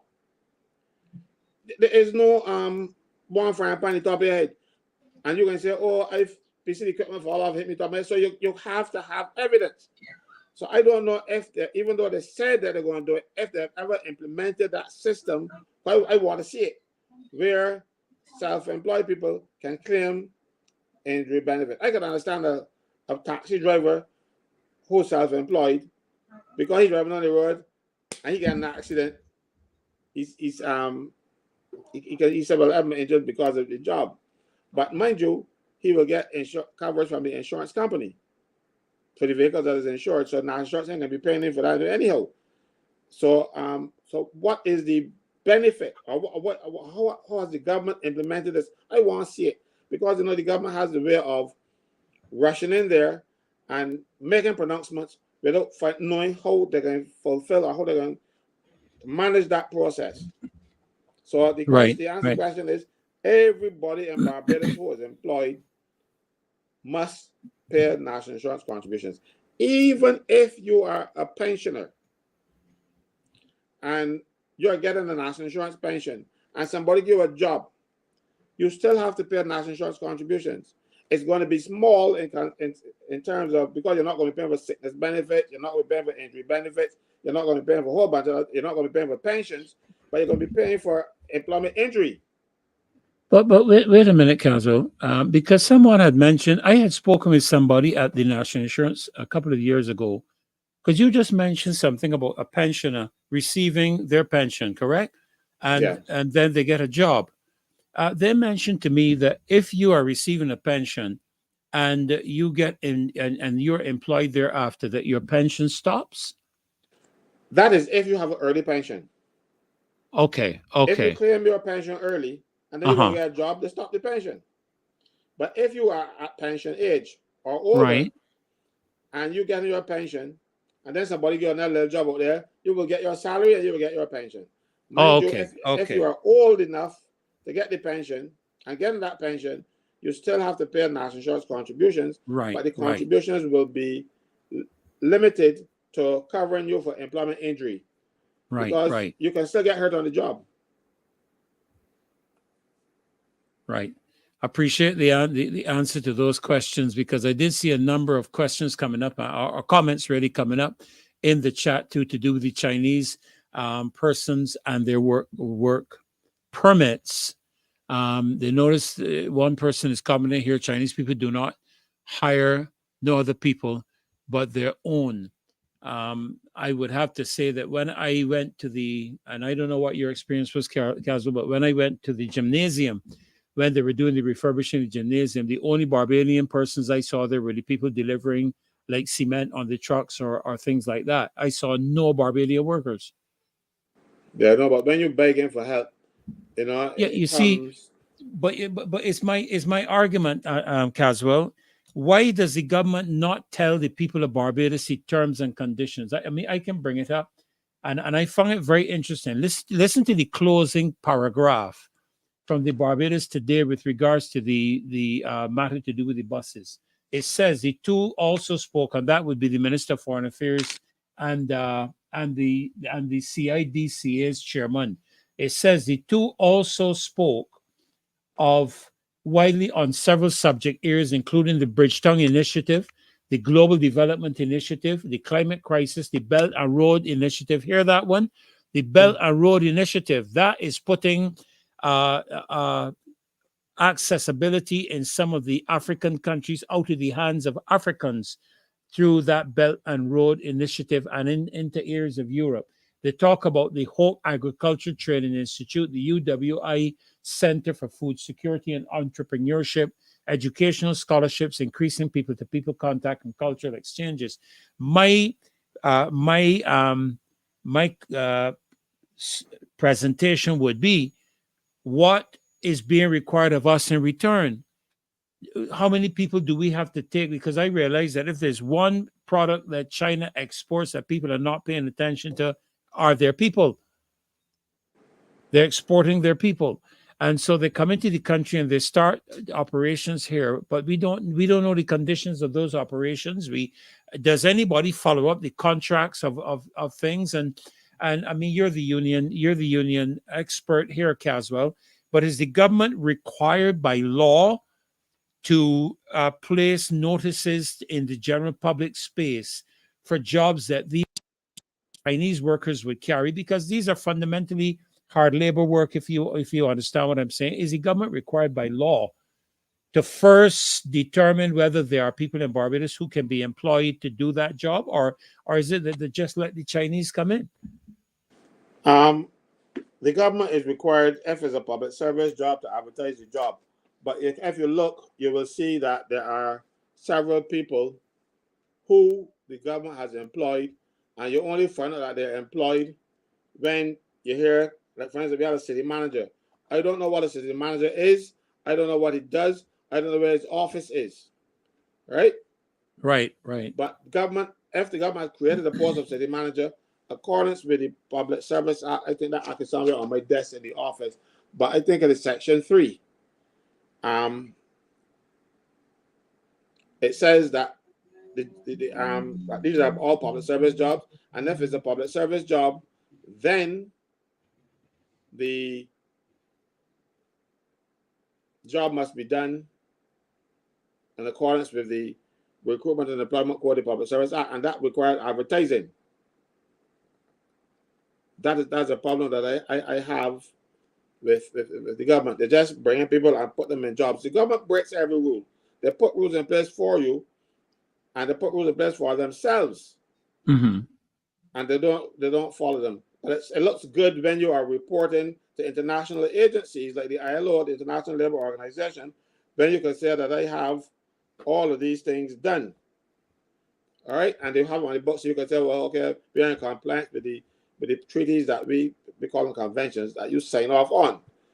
But in effect, what has happened, the government is not observing them, but nobody is reporting them to the ILO.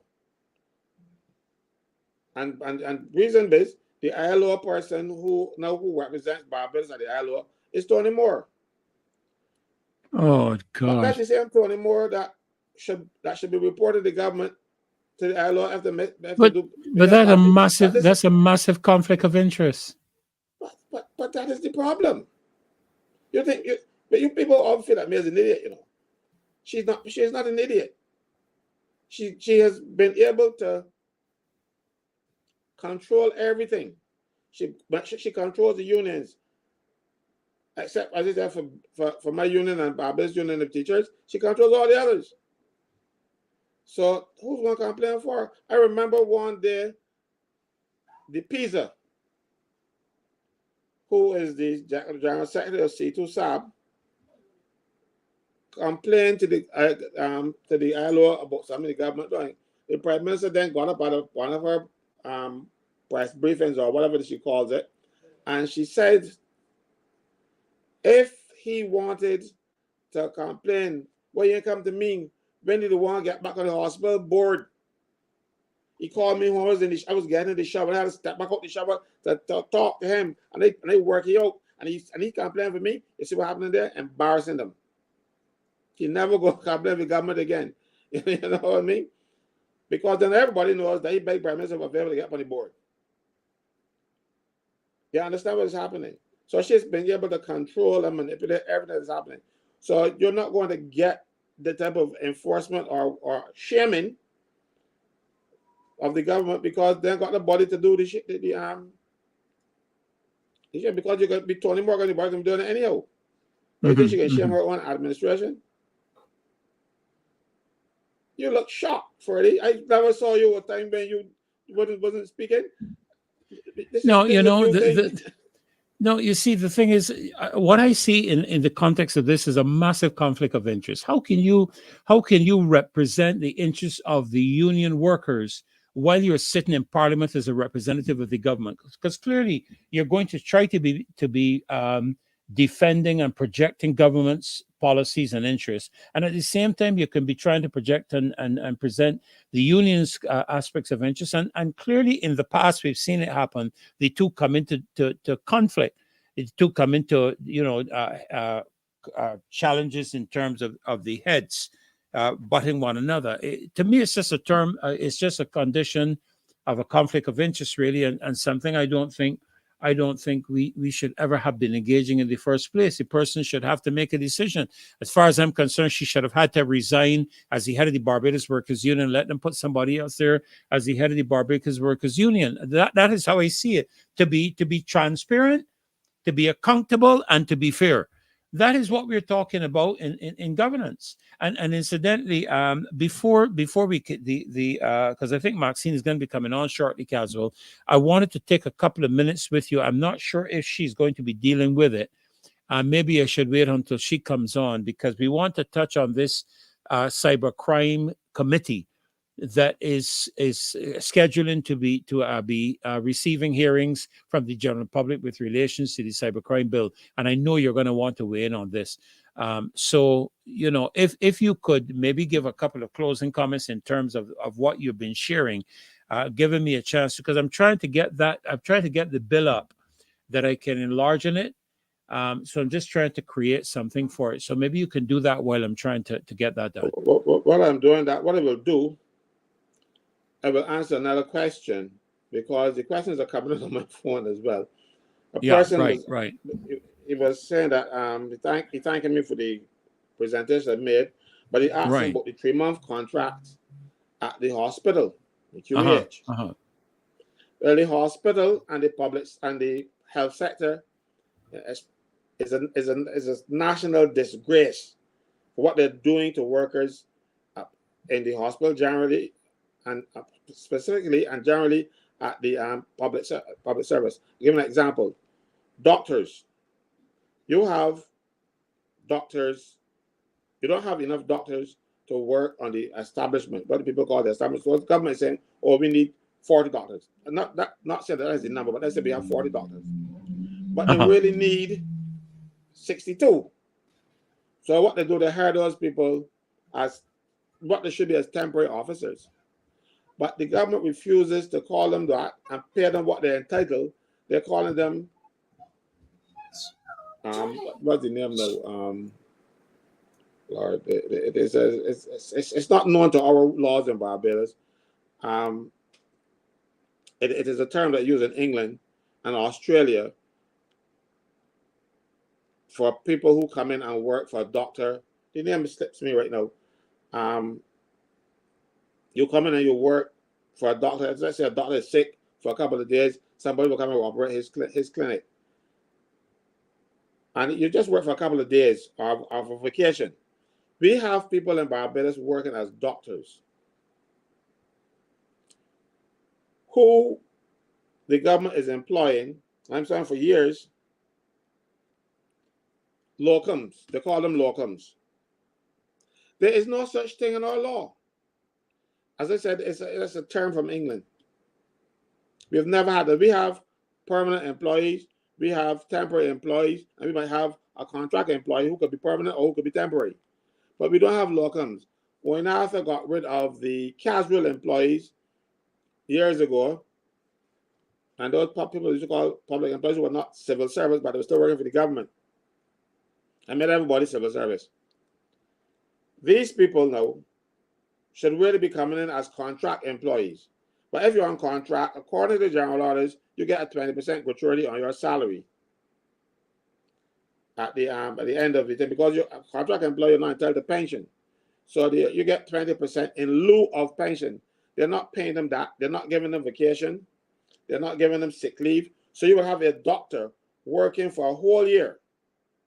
And if that doctor gets sick one day and calling them, the government ain't paying them. Right? They have them both at the hospital and at the clinics and the polyclinics. And I have been raising this on behalf of the junior doctors that work for the government for the longest time, but nobody will fix it because they are cheating those. And I can tell you why. A lot of these people are young, bright fellows at Harrison College, you know, Freddie, and went from Harrison College to university, and then become doctors. So their first job is a doctor, and the salary is sorry, or come here. Right, and their first salary is more than some people who've been working 30 years. Right. Mm-hmm.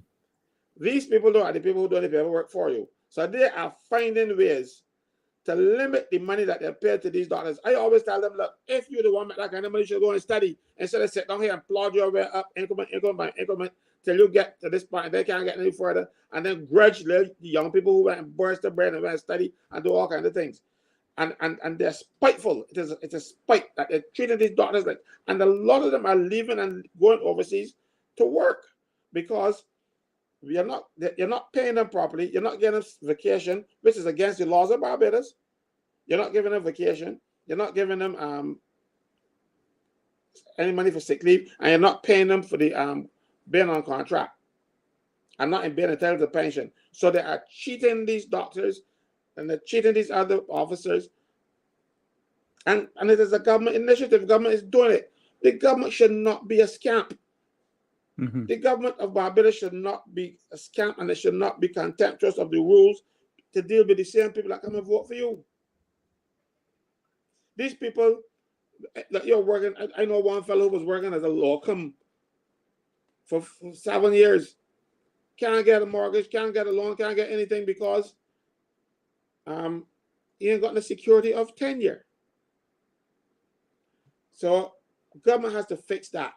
I can't talk about it enough, you know. And what is happening then when we run our young local doctors and send them overseas, then we got import doctors.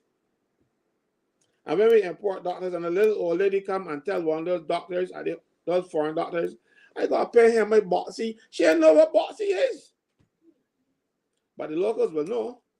So they can't. There's a communication barrier even with some of the nurses, and because even though some of them might speak English, the Nigerians and the Ghanaian nurses might speak English, they don't speak Bajan. Mm-hmm. So you need to keep your Bajans home instead of running them out here and then bringing people and mind you that you're paying them more than you will pay all local people anyhow. So I don't understand where the government is going with this. It is just a kind of jealousy and a nastiness of senior officers in the Ministry of Health, not the Personal Administration Division, because they do the recruiting and they send information to the administration people, the Ministry of Public Service. So it is nastiness coming from some jealous people who you see a little youngster that you got children that are older than, and they're making more money than you. And that is one of the reasons, and I think the biggest reason why these doctors are treated badly. And because the government now has seen, oh, they're treating them bad and we still getting the service, so the government fix it. The government relying on its officers who do nastiness to people. And when they find out, they continue to do nastiness, because I have raised this with the last two Permanent Secretary of the Ministry of Health and the minister, and the last two ministers. And nothing has happened for these doctors. Nothing has happened for some of these other contract workers. And the hospital, mind you, is one of the employers that I talked about earlier. They're bringing on people for a period of time, send them off to make sure that they're not working continuously. But even bring somebody else to do the same job because they need that work, they need those persons, but they don't want the same person to be doing it because that person will then acquire certain rights. That you go, because if you have me there working for a year, you just can't come and let me go home because you got to go through the process under Section 29(5) of the Employment Rights Act to get rid of me. Maybe you got to bring me to a meeting and do all that kind of stuff. But if you don't have that year, they can send you home. You ain't got no right. You ain't got no rights before they try. I really believe that government should realize the nastiness that they're applying to the workers and amend the law downward to say, well, 6 months, no, let them start getting 6 months contract and see they will mess the place because they can't continue doing that for 6 months or 4 months. And then at some jurisdiction, there's 3. If after 3 months and you do some of them people, I understand why government do it for a year, because under the old system, it was 2 years for wrongful dismissal, and we had employers, mostly lawyers, who would employ staff for 23 months and fire them, and then get somebody else because they didn't want to pay severance pay. Now government is doing the same thing now, and the government institutions that they create are doing the same thing. And what bothers me is that my good friend is the chairman of the hospital board now. He's a lawyer. So things like this should be fixed. I will never deny that he's my friend. He's my friend. Even if you hear me calling him now, I don't want to admit he's my friend because he vexed me, but he's my friend. And I'm saying to you that he is a lawyer and should fix these things. He should not let them pass and say because, oh, nobody can complain to me about them, because he only took it the world since Juliet gone. So he might not be catching up. But if he's prepared, I can point in the right direction to show him where the nastiness is. You cannot continue to treat workers in Barbados like this and don't expect some sort of rebellion, you know. Right. Well, Caswell, I tell you, I mean... Oh, and one last thing. There's also some person working at a place called the National Transformation Initiative. I don't know if that's a government job. I don't know if it is a board job or what. We just heard that Alison Leacock is employed there. How was she recruited? When was she recruited? Where is this National Transformation Initiative located? You know, all of these things we want to know, because if it's a government job, why it didn't go out in accordance with the rules, but you have to advertise it. Government is doing what is like. That's, you know, Freddie, I wanted to talk about that from the time I go to start this morning, you know, tonight. That was the first thing I had on my list to talk about. And always is the last, because we know we went so good explaining from the getting work late, and it went on and on and on and on.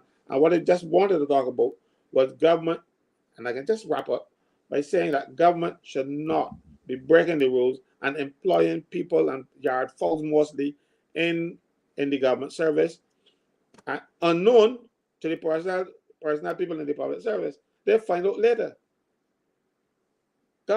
Ministers do not employ people. The only thing a minister employs somebody who might he or her. You know what I mean? That is not their job. Prime Minister don't hire anybody. That should be left for the civil service. Even if, for instance, but she gets her staff, like the personal assistant and the guy who does the media thing or whatever else. That she's limited to that. Every prime minister had that. They wouldn't want to take it away from them. But now the prime minister got this large staff around about the place. And how they getting paid? A lot of them are being paid. A lot of people are being paid not from the personal emoluments, because they're not in personal emoluments in the public service. You know, there's a schedule to the estimates. I think I have a copy here, but I'll show it to you one of these days. Right here. Every salary that's paid in the government is here in this book, right? You do not find those people in here. They employ them and they call them contractors, and you get paid from the ministries as a contractor, right? So they are actually cheating the system that is established to make sure government money is well spent by putting you in the government service and not getting you on the system where your salary could be monitored. And the salaries are as such that they are sometimes skewed way above what's happening in the government service, way above what the government can afford. People who do similar jobs get a lot less. But when your prime minister can name a yard full and put them in a job, and for instance, getting her hair plait, or whatever she does with her hair, I don't know, you can't call it again, you can't call it plaiting or getting it done. But that person was getting $8,500. And that wasn't enough, so they changed the job and get him something else. And now that person making $12,000 and calling a protocol. We already got a protocol officer already. But so the government has to stop this nonsense. Barbados does not have unlimited funds. And if you can hire a person, make sure it is a person who can do the job. This is not what we sign on to, you know. Prime Minister got a chief of staff. She got protocol officer. She got this, she got it.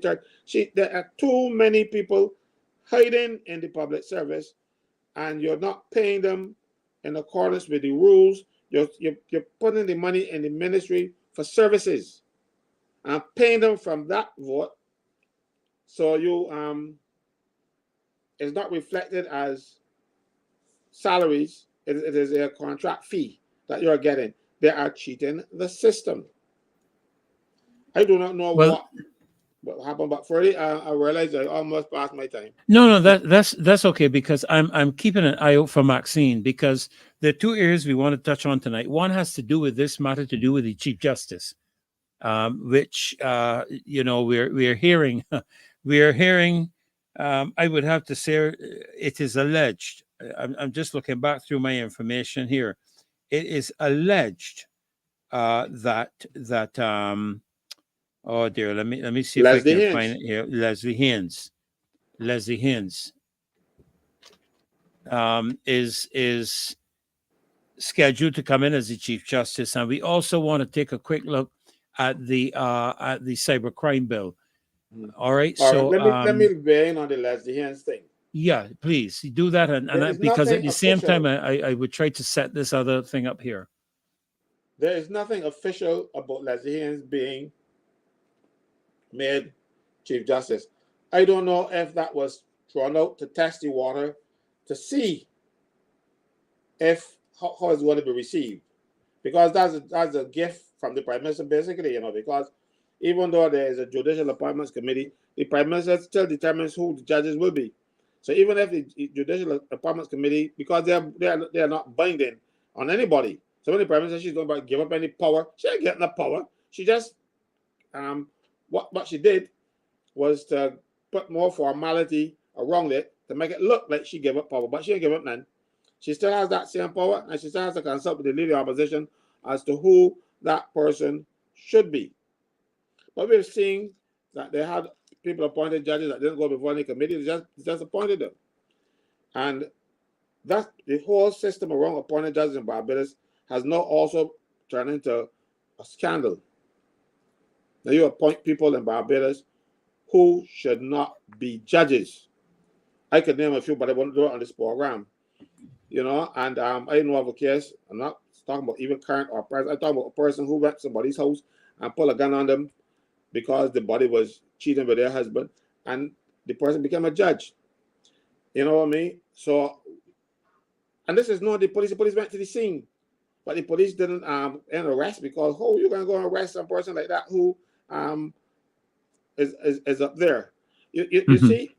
So we don't have look. I've seen video from United States where a judge was convicted and get dragged out of court by the court officers and stuff because they don't want to go. And Barbados, if you're a judge, you can do whatever you like, and they can't give it, or you want a senior public officer but soon become a judge or something. So, and nothing happens. Barbados needs a new revamping of the system for the law to be applied equally to everybody. Not because you are so and so, you can just float the law and nothing happens to you. right? So I don't know if Leslie Haynes will eventually become Chief Justice or not, but if he does become Chief Justice, it would be another case of the Prime Minister putting her friends in positions. Because if you look now, Leslie Haynes is Chairman of the National Insurance Board, Chairman of the Electoral and Boundaries Commission. You got about 3 or 4 other chairmanships and all kind of stuff. He is one of the lawyers that the government employs rather than use the lawyers that they pay. You have a Solicitor General and a department, and the Solicitor General people get Leslie Haynes and Patrick Ford to do the work. The government get them. The Attorney General get them to do the work, and you have officers in the thing. You're actually telling me that you do not have any confidence in the persons that you are appointed. Now, if you don't have any confidence in the person you are appointed, Solicitor General, why appoint them? And then go and hire from outside, because the fees that these people get ain't cheap. So you're paying a Solicitor General at the level of permanent secretary, same salary, and then you can pay a permanent secretary, pay that person, and then when that person has the opportunity to represent the government in court, you're going to hire somebody else. That means you don't want this. You don't need the Solicitor General, you know, or you don't need them. But something is wrong. Where government is finding a way to always find work for its friends and people. I even see Edmund Hickson getting government work. Now, how can the government be employing an MP? You know, and that is scandalous. It don't happen. You don't go and take an MP now and give work for the government. I was trying to see if I can. I was trying to see if I could get this thing up, but I'm not getting it. I'm not getting it. I'd have to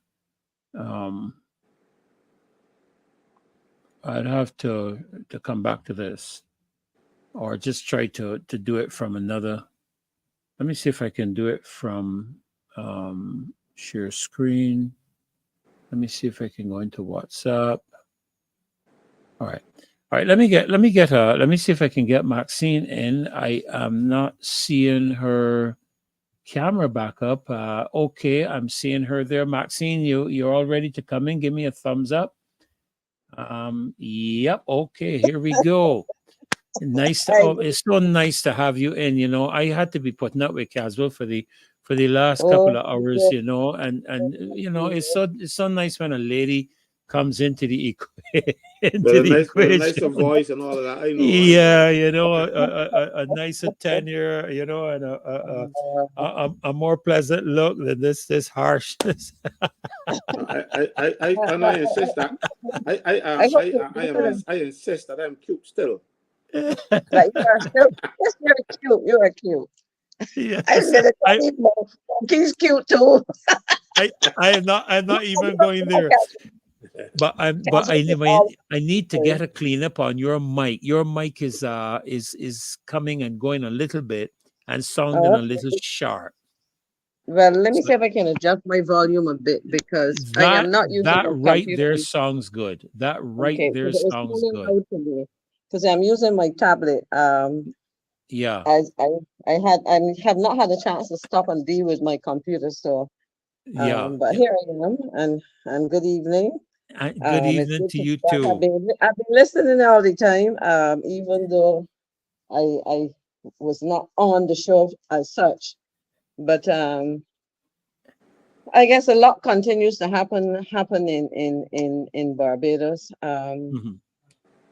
You know, and I, Caswell, I'm not usually here to talk parties and politics. So, but I certainly would have, you know, we would have had a major meeting today. So, but ironically, and while I'm not going to speak about that, when Marcia checked in with me about what I wanted to talk about when I was on my mind, I said to her, you know, I would like to speak about something I'd made some notes some time ago. And if you remember back in 2016, when we celebrated our 50th anniversary of independence, the Prime Minister had indicated that he wanted to have, as part of the celebration, a study done in relation to the whole notion of who we are as Barbadians, what did we stand for, what were the things about us being Barbadians that we should keep, and the things that we should probably discard. I don't know if you remember that. And basically what was done, there was a study commissioned by the 50th anniversary of Independence Secretariat, where the we call it the Sir Arthur Lewis Institute of Social and Economic Studies, SALISIS, was asked to do a survey in terms of looking to ask Barbadians what were some of the things that they felt that we should keep. So, you know, in all of this, the question of values came up, you know, and I thought that that was something that we would hear some more about. You know, the study was there, but I guess it really, I believe it's something that we really should as a people revisit. In other words, as Barbadians, who are we and what do we represent? When you say Barbadians, in fact, let me ask the two of you, when somebody says to you, you know, Barbados, Barbadian, what comes to mind when you think of Barbadians? My cute friend Caswell. Yeah, go to him first. What came to mind 50 years ago when we were first independent? 50 years ago, we would have been independent for a couple of years, because that was 16 or 20. So that's we are 57 years or so now. But when you thought of us as a people, what came to mind? Well, I would think what makes us unique, what is special to me as a Barbadian, both country and person. What about my values are unique in terms of a global environment, so to speak. What is it distinguishes me as a Barbadian from the rest of the world? You know, I've traveled a lot myself into different parts of the world, different territories, and inevitably I see it as the values that I hold, the culture, and I understand culture fundamentally is the belief systems of a country, a people. That's what I think about when I think I'm a Barbadian. What's making me unique? You know, because I don't know if Caswell heard, and Caswell didn't respond. Are you hearing me, Caswell? Yeah, I'm hearing you. Yeah, but he was overwhelmed with the cute part, so I guess he was trying to process that. So I will let him go ahead. That's why he said what I said, because I could see he was trying to process. I hear that so often that I'm not overwhelmed with it anymore. Okay. No, I sometimes I wonder, no, because when people say we're a Barbadian, the Barbadian that I was in the 1970s, proud fella, proud to be called a Barbadian, holding our head up in the world, you know, and I know Barbados has become a parody of what Barbados used to be. It has become a place of decadence. Now, every time, like, when we celebrating anything now, we feel that celebration means walk up, jump up, bam up, or walk up behind women on the street and all kind of foolishness. And it is being perpetuated. That started with Tom Adams making the National Cultural Foundation when he saw the first crossover band going from the garrison to the stadium. And he decided that he's going to start this NCF to give people things to distract them away from him and let him run the government instead of having stuff. So people now are more concerned. Every week we have some sort of noise. So Barbados now has become a completely different place. There's what we call culture. That is not culture, that's walking up. That's bad behavior. That's nastiness. Because culture, as Freddie said, is our belief system and including that. But we don't have anything, we don't believe in anything now. Look at our young boys walking on the road. Today I saw yesterday, I saw a fellow walking and he had his pants around his calf. You know, and you say all over the place. That's our culture too. Joints and all kind of things in the process. You know, but you know, you wouldn't mind if everything wasn't dingy. You know, but you know how I dealt with that, and it's interesting you raised that, because part of part of part of what we were brought up with, some basic questions: how, when, and where. What is appropriate, what's inappropriate. But I remember once I was going to a friend's house. She was having some friends over, and as I pulled up, I saw about 4 youngsters dressed like that. And the youngest, of course, was at the back. And I called him, I stopped him, and I gave him a hug. I mean, some people, maybe about 12, and some people might have said, but I said, tell me something. Do you know what that means? You know, with your pants down. And Yes, he looked yes. at me, and I gave him a fairly graphic explanation, right? He hauled up his pants and he ran down the street to catch the other boys quarreling and so on. The point I'm making is that our youngsters do things, engage in behaviors, whether it's vulgarity, cursing, fighting, whatever. And a lot of it has to do with the absence of proper role models, proper comments from others, because this notion and African tradition elsewhere as well takes a village to raise a child. A child. The fact that in our generation, adults felt that they could comfortably speak to us. I'm not talking about hitting a person's child or anything as some other generations might, but basically saying to you, child, that is not the way to do it. Your mother would or your father would not be happy seeing you doing that. So there was respect for your elders. There was a whole sense of pride in self. In fact, when I started, I talked about partisan politics because the point I wanted to make, and I didn't develop it, was that when I spoke to Marcia this evening about, when she was asking me if I was confirmed that I was coming on and probably what I was going to talk about, and I said to her, I've been reflecting on Barbados and Barbadians and the things that made us proud and continue to make us proud, and the things that basically make us ashamed and reluctant sometimes to identify with our fellow Barbadians when you see them behaving badly.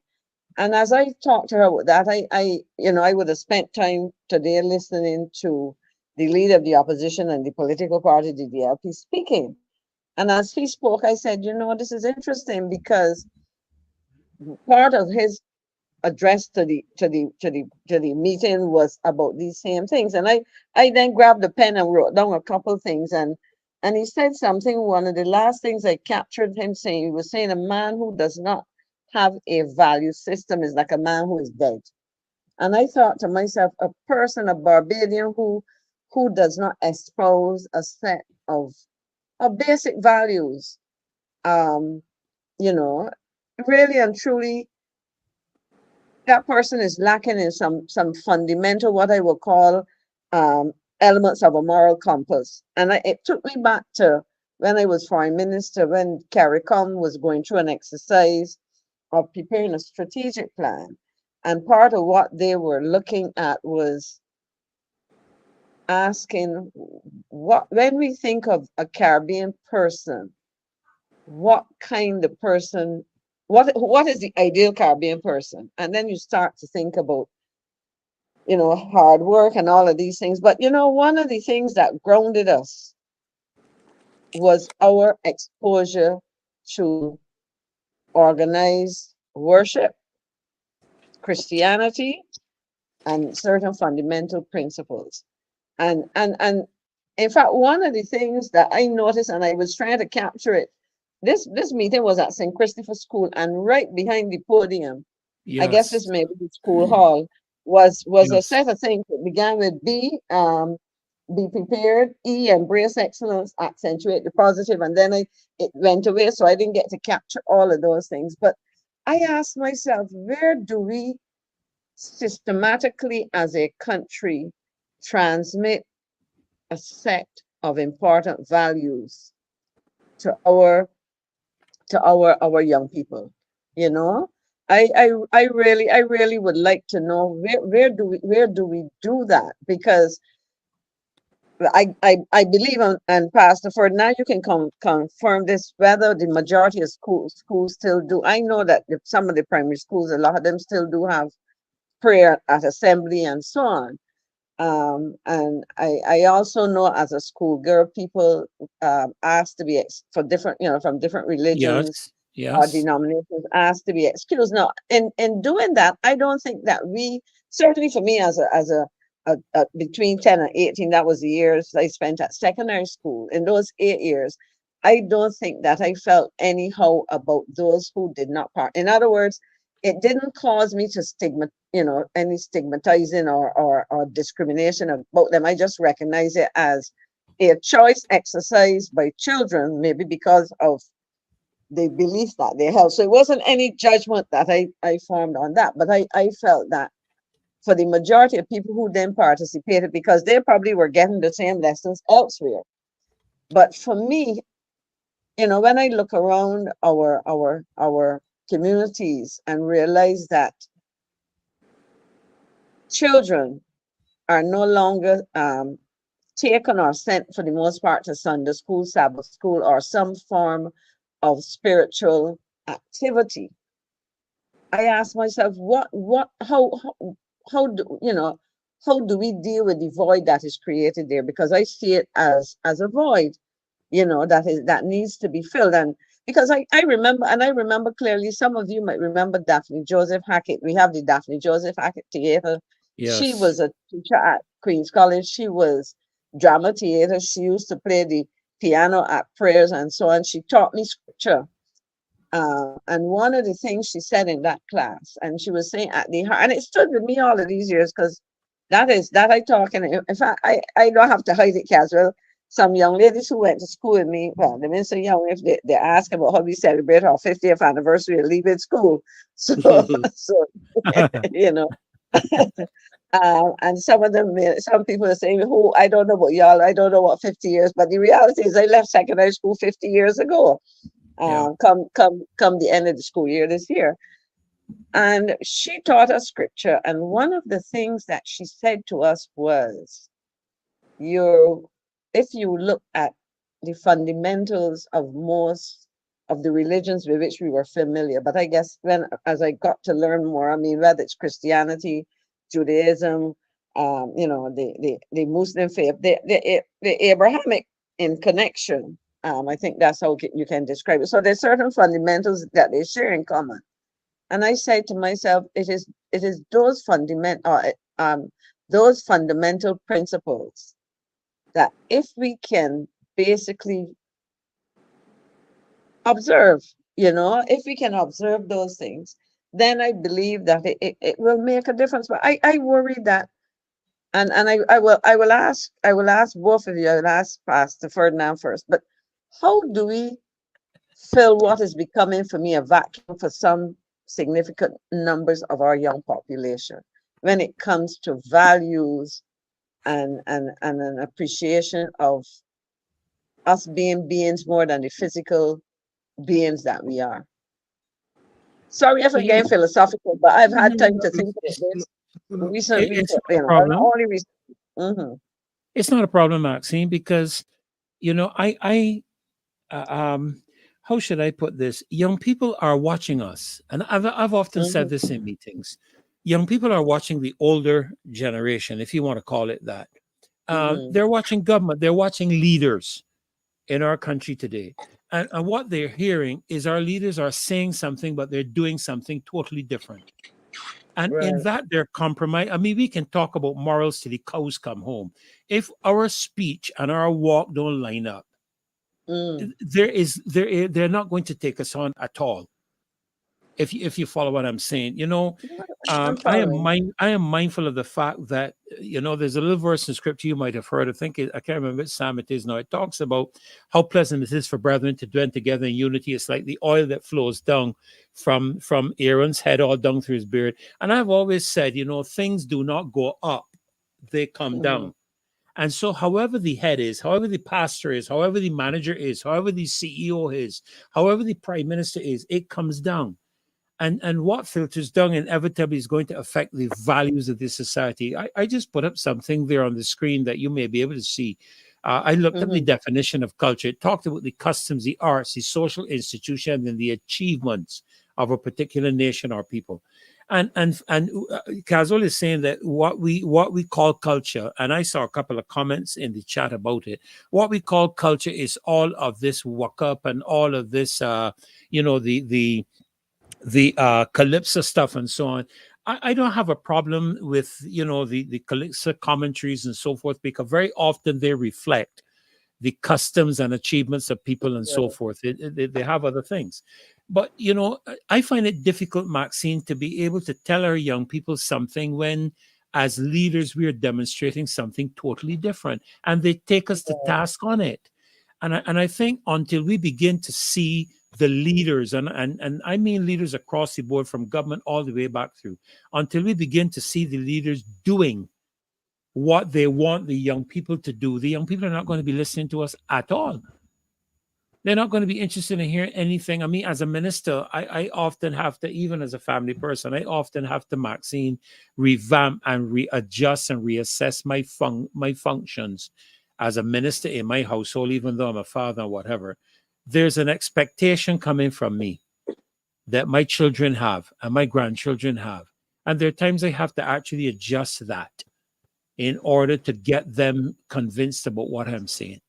If you follow what I'm saying, I may have gone the long way around to come back to the fact that at the end of the day, it is not what we say, it's what we do. Precisely. I mean, they look to you. In fact, it's amazing how when you watch children, how they mimic adults. I mean, I'm talking about from very early. You watch babies, and then you realize how much. And the reason I share that, they mimic you because I guess they're absorbing and learning, and you'd be surprised how much in fact, you could be embarrassed because you hear the jokes about somebody making comments about a neighbor, and then the child just repeats. Yes. But you see, the thing is, they're learning, and as you said, you have to recognize that if you can say what you want, but if they're conceived that you are not doing, if you're not walking your talk, if you're not acting, if you're not living that, but is it because for me, I suppose it's been something that's been on my mind for quite a while every time. And yesterday, for example, I had an opportunity to interact with some young university students in a workshop. And in fact, as I used to do as a teacher, I often use my personal situation to illustrate things. And the organizers were a little disappointed that a number of people didn't turn up. They didn't cancel. They didn't signal that they weren't coming.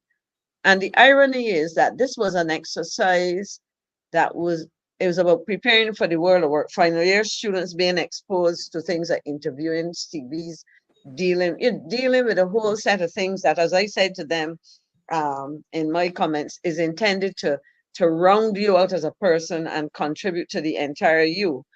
And I said, but a basic thing is like this. I mean, if for whatever reason you find that you can't, let the organizers know, let them know. You don't turn up. I mean, as I said to the group there, if I had to hire you all, I would hire all you who are here, and the ones who didn't have time to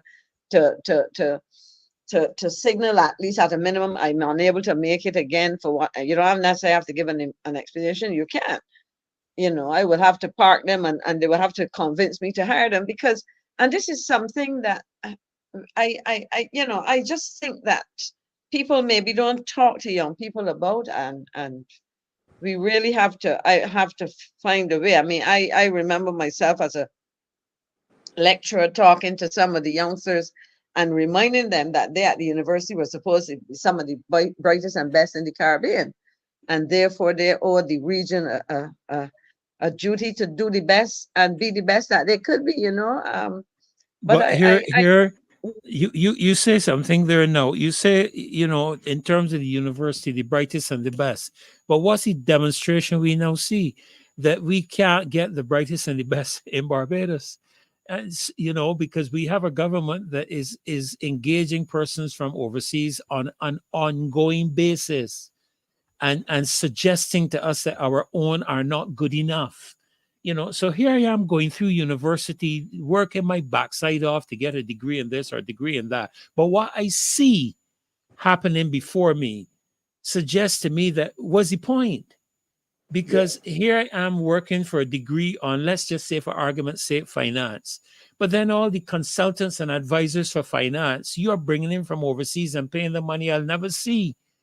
And and to me, that's a moral issue that we are dealing with. But If you it is follow what true. I'm I mean, saying, as you spoke, and it has. I mean, it has really gotten back. Well, this is the government, but I can tell you, even corporations have done that. I have a sister. She's 3 years older than I am, and we both left Barbados around the same time to go to graduate school. She had worked a number of years before going off to graduate school. Did actuarial science, became a qualified actuary. This is in the early 80s. And none of the large insurance companies in Barbados saw it fit to hire her, and there were a couple who came after her, but yet they would find it possible to hire, foreign persons, to the point that by the time she reached the point where she didn't bother to even consider coming back home, and you're right, because if I you want don't to feel join that here. I want to join yeah, here because yeah. you mentioned Jump in, something that bothers me too, and it's actuaries. Let me have an actuary in Barbados called Walter Blackman. Let me just declare an interest. He's a common Marian. my colleagues out there, we were contemporary students at KFL. Yeah, we were contemporaries as students. He was sent by the government to study actuarial science overseas because the government saw the need for a person to have those skills here. But then when he comes back, and because the DLP administration would have sent him, the B's figure he's a dem, so they're gonna hire him. So you bring people from outside. Now we got the talent right here. Walter had to even emigrate, He's back here now, I think. And I see him on the calling program that he's doing from overseas. He's back in Barbados. But we are not taking the talent that we have. And we're not having any kind of respect in a way, because they believe that they can compromise people and get them not to do their duty like in the unions, so they feel that other people will do the same thing. So they don't have any confidence in us as the people to do the work. That's why you got CEO, white CEO from hospital. That got me vexed, I still vexed about that. I'm nothing but a racist. We should not have no white CEO from England in the hospital, because let me tell you something. If he is as qualified as they say he is, he should get one of those high-paying jobs in Europe that can pay more than Prime Minister, more than the Prime Minister and the President put together. No, he's down here making permanent secretary pay for, which is like pittance. So I can't be that person. But be figure about if he's white, he's all right. Project, 2 white people at the top. But what I want to do is sorry, go ahead. Sorry. Right? Maxine was talking about our value system and stuff, and people not going to church. But there's a problem, Maxine. My office is next door, obliquely opposite a mosque. And that place is always backed up with people. A lot of young boys every evening, especially at this time of the year, nobody's Ramadan just passed. All the young boys are there. Mind you, even when it's not Ramadan, you still find a lot of Muslim children still being faithful to their religion, still going Sunday prayers. There's even coming by me and park the car, but they don't pray too long, so I don't make the noise. So if I can't get a little parking spot in at my workplace, I park someplace else to move. I know it's not going to be too long. I don't make noise with them because I admire them to see how they're still committed. Middle of the day, they stop whatever they're doing. They stop making money Friday, and they turn up at the mosque. Mind you, I'm seeing some black people, Belgians, who convert from Christianity because they're not seeing anything in the Christian faith that would encourage them to be there. So that's one thing we got to look out for. Well, if you don't, sorry, let me religion jump in for a is sec. what sets you apart, right? Let me jump in for a finish, sec, because Caswell. I want to say something, because you were quoting something just now, and I want to tell you that it was Psalm 133, and it says, "Behold, how good and how pleasant it is for brethren to dwell together in unity." I see this word. That is the footnote on every letter they sent out. Okay. Because it says it says, "Behold, how good and how pleasant it is for brethren to dwell together in, and I got unity. Unity. Yeah, unity work is unity. Yeah. Okay. You know, I just want to say this, you know, the difference is, Caswell, that we've developed a parenting perspective as Barbadians in terms of our Christianity, as opposed to the Islamic and Muslims. Those parents do not give their children an option of going to the No mosque. choices. That True. is mandatory. Okay, but we have developed even among our younger parents with 2, 3, 4, 5 year olds, 6 year olds, oh, you know, give them the option. They don't have. No, when I was a child, I had to go.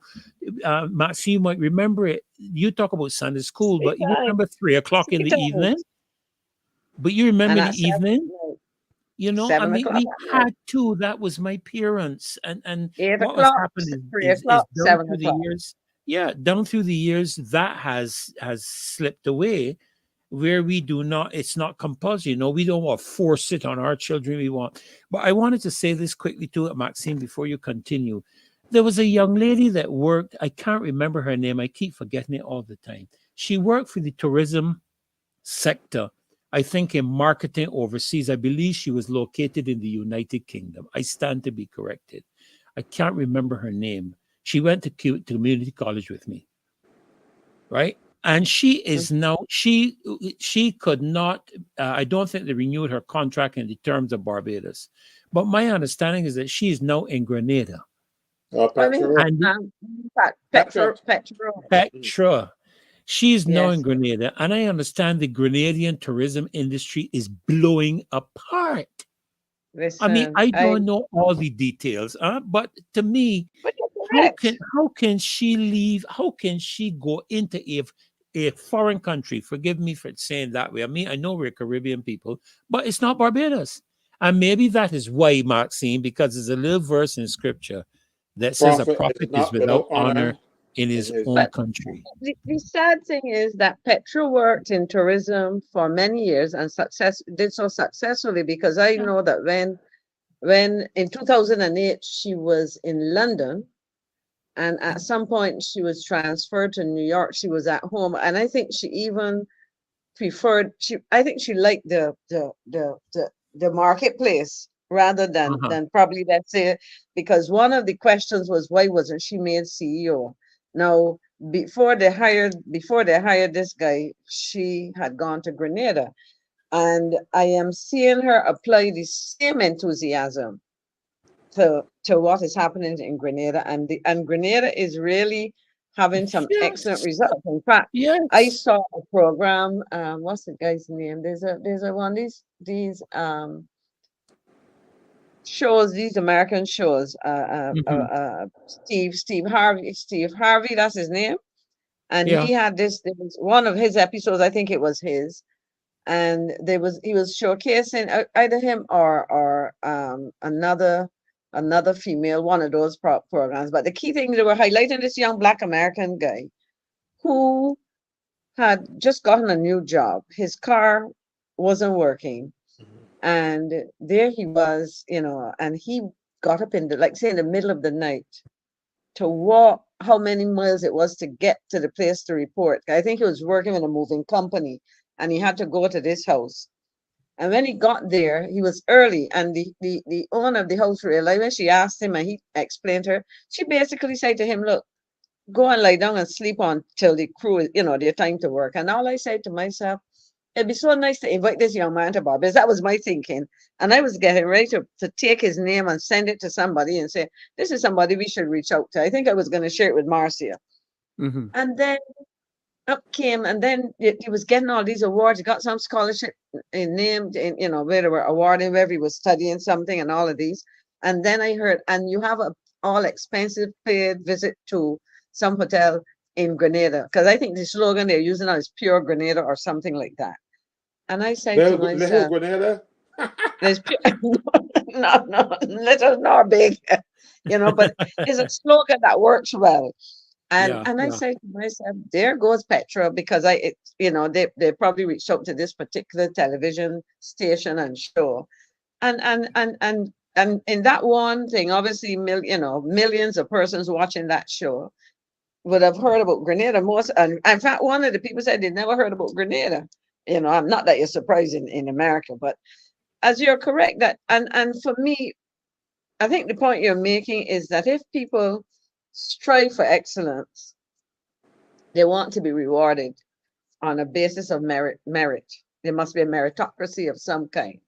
And I looked around recently and I started to look at persons across the system where you're duplicating positions and paying ridiculous amounts of money from what allegedly, because I would have to get confirmation, for jobs that are already being done for persons who technically are not bringing any value added, but basically being taken care of. And that, I mean, that can be frustrating, as you say. That can be frustrating for young people, because they would ask you. In fact, I had an interesting experience recently.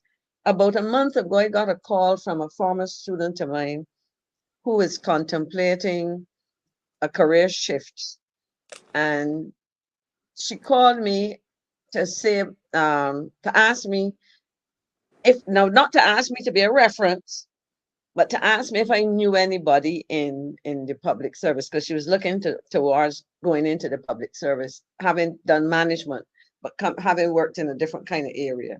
So I said, well, what do you mean if I knew anybody? I said, well, if you want a reference, I don't know that I'm the best person to give you a reference to various things. But she said, no, I went and I registered at the Caswell, this is what, PAD, or where do you register now if you're looking for It's to the Ministry of Public Service. Right. So the name has changed from PAD, and it got a lot of fancy names now, but still the same okay, place. so she went to that part of the public service to register. And I think the person, in all honesty, said to her, if you know anybody, in other words, you're starting a better job if you know talk to somebody. So I told her, well, I really find, I am aghast. I said, but the person is being frank, but that is not how it's supposed to be. I said, but furthermore, I'm not the body you want, because you call my name, you're gonna be struck off the list before you start. But it bothered me, because here it is, you have somebody. I mean, because I said to her, but based on your experience and so on, I think you should stand a good job to get in at this level, that level, whatever the case may be. But I would hate to think that the only way you can make that kind of transition is if you are able to do so through a favor from a politician, picking up the phone and calling a department and saying, well, put this person, that to me defeats the very purpose of the things that we say we are putting our young people through and putting, our citizens through. Yeah, no, it's sad, Maxine, really, because when you talk about, and I want to go back to the aspect that you were speaking about, and even before I do that, I had an experience myself when I first came back from Trinidad, 1997, I think it was. We were living in Trinidad for a couple of years, and I came back with the intention of starting a ministry here. And one of the things we felt to do, we were living in a place called Good Hope at the time, which is now the Fair Trade Commission. That property, we were actually renting that property at the time. I think it was, can't remember his name now. Anyhow, we were renting that property. And I wanted to find out what it is that the young people needed most in the country. Because, if you're coming back starting a ministry, you want to reach out to the youth, because they're actually the future of what you're doing.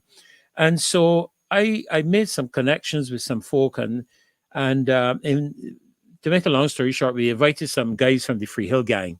3 guys started up at my house from the Free Hill Gang. One guy with a Glock tucked in his back, one guy with a Bowie knife, and one guy with a Collins. The guy with the Bowie knife said that, he bought it, and he was so violated by his stepfather and so on, that he swore to God if anybody ever touched him again, he would kill them. But again, I asked the question as we were concluding our meeting with him. It was a very cordial meeting, very honest, very straightforward. They made it clear, if anybody's coming to deal with youth, come genuinely, because we can tell when you're not genuine. That was their clear statement to me. But I turned to him and I asked the leader at the time, the fellow who was leading, I asked him, I said, so tell me, what in your opinion is the greatest need of our youth today? And this was Right. 1997, Maxine. You know what his response was? Take a guess. Take a guess. I asked him, would you say is the greatest need of the youth in Barbados? Oh, he You will went, be at a loss.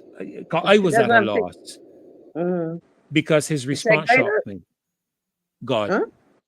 God, God. interesting. Straight Interesting. statement. And I asked the I question. would not have expected a No, youngster. I Yeah. didn't. I didn't. And I turned to him and I Mhm. asked him, I said, why? Why would you say God? He said to me, because without God, we are going to self-destruct. Okay. And how old was he again?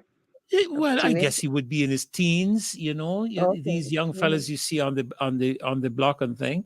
I was stunned because he saw the only hope for them making it in life going forward without all the issues, because at the time the police were the enemy, the parents were the enemy, the school teachers were anybody of authority was the enemy.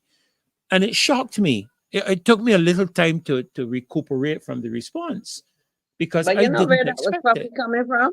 That was probably coming from his exposure as a youngster.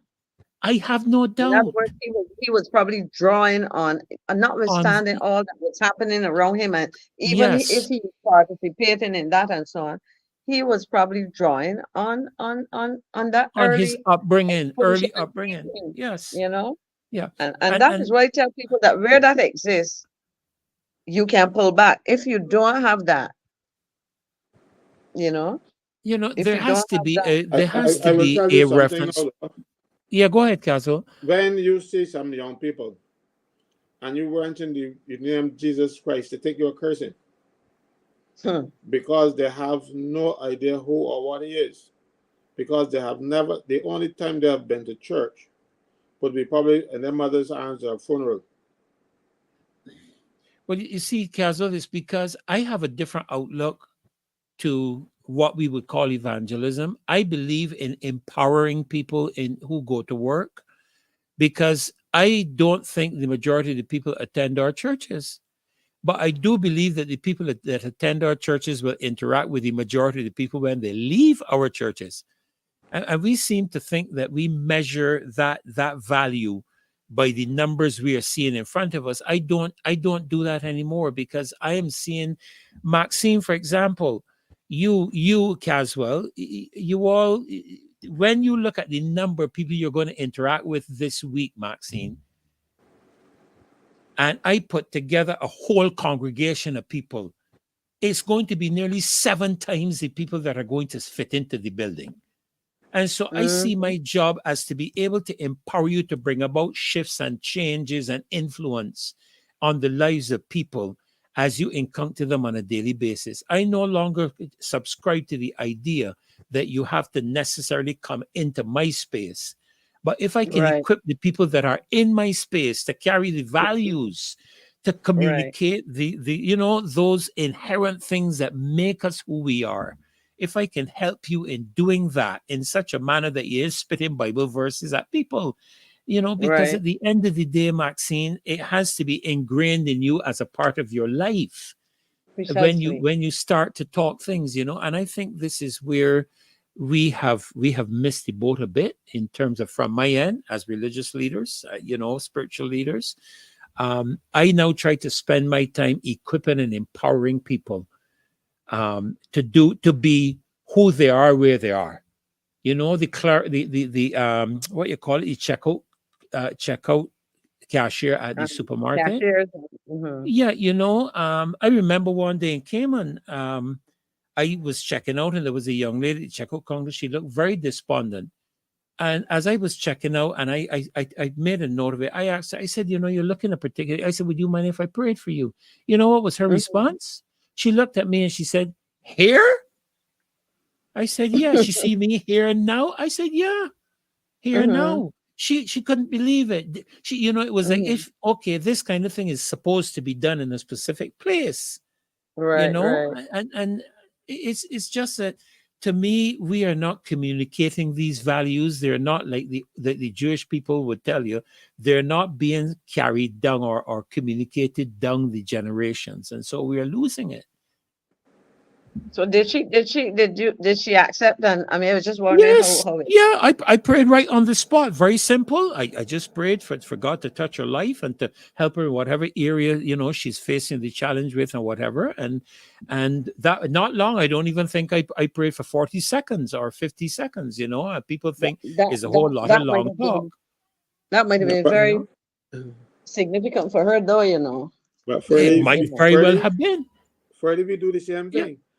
I don't pray for them. I find out what their conditions of work. Yeah. And I explained to them. I remember when Price Mark first came to Barbados, there were no chairs at the cash things. I went there one day. I went and I got bad. You know. But the law said they should be. Our law said they should be. But they come with the American nonsense and then put on the chairs. I got bad inside there because I spotted one of the girls and she would like to sit down, but they said you can't sit down. So I said, no, left that to me. And they go, so it's where we do the same thing. You practice, but you see, your ministry one way, practice mine another. Exactly. You see, this is the thing I'm making the point of here, Caswell, is that your call may not be my call, but it is not necessarily any less important in terms of how you're contributing to the values and to the maintenance of those things where the people of the country are concerned. And to me, if I can't communicate to you how to take all that I am teaching you from a religious standpoint and apply it within the context of your profession, I am wasting my time. Because you have to represent people. And at the end of the day, you know, for whatever people have to say about religion, politics, all of it is about people. At the end of the day, that's what it's about, you know. Maxine, you know, before I was hoping to see Kimar on. I know that he was at the meeting this evening. He was in Christchurch. He was in Christchurch, yes. He was there. And I noticed that somebody added in the chat, they added that they had seen another sawgrass, or not sawgrass, what you call it again? I always get it mixed up with Sawgrass Mall. I always have a sargassum seaweed, not sawgrass, sargassum seaweed equipment. Yeah, I always get mixed up with Sawgrass Mall up in Fort Lauderdale. So. You said they saw some other equipment? Yeah, rusting at River Bay. At River Bay. Oh and so I wanted to throw that out to Kimar tonight to see if he knew anything about it. But one of the areas to that Marcia, one of the areas that Marcia wanted us to touch on quickly was the upcoming cybercrime committee. Oh, I mean the select committee? Yeah, the select committee. She wanted us to touch on that. Are you familiar with it? I am not sure, but I know they were supposed to set up one. I was going to look to see if I could see, because I think I saw a reference somewhere to the composition. Yes, I actually have it. Because remember what? Okay, I don't know. I guess Caswell can speak to this more than me in terms of, I would have to go and research it again, in terms of, because the bill was passed in the House of Assembly. Yes, Maxine, that's the point. And therefore the question is, if a piece of legislation has passed the House, can members of the House not be on a committee to review it? You know, you go ahead, Caswell, and explain it. Yeah, because look, this piece of legislation was passed in the House, and thanks to the March week,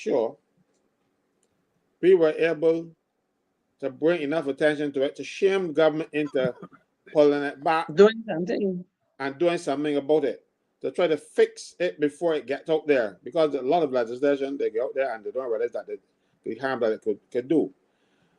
Now, they have set up a joint select committee.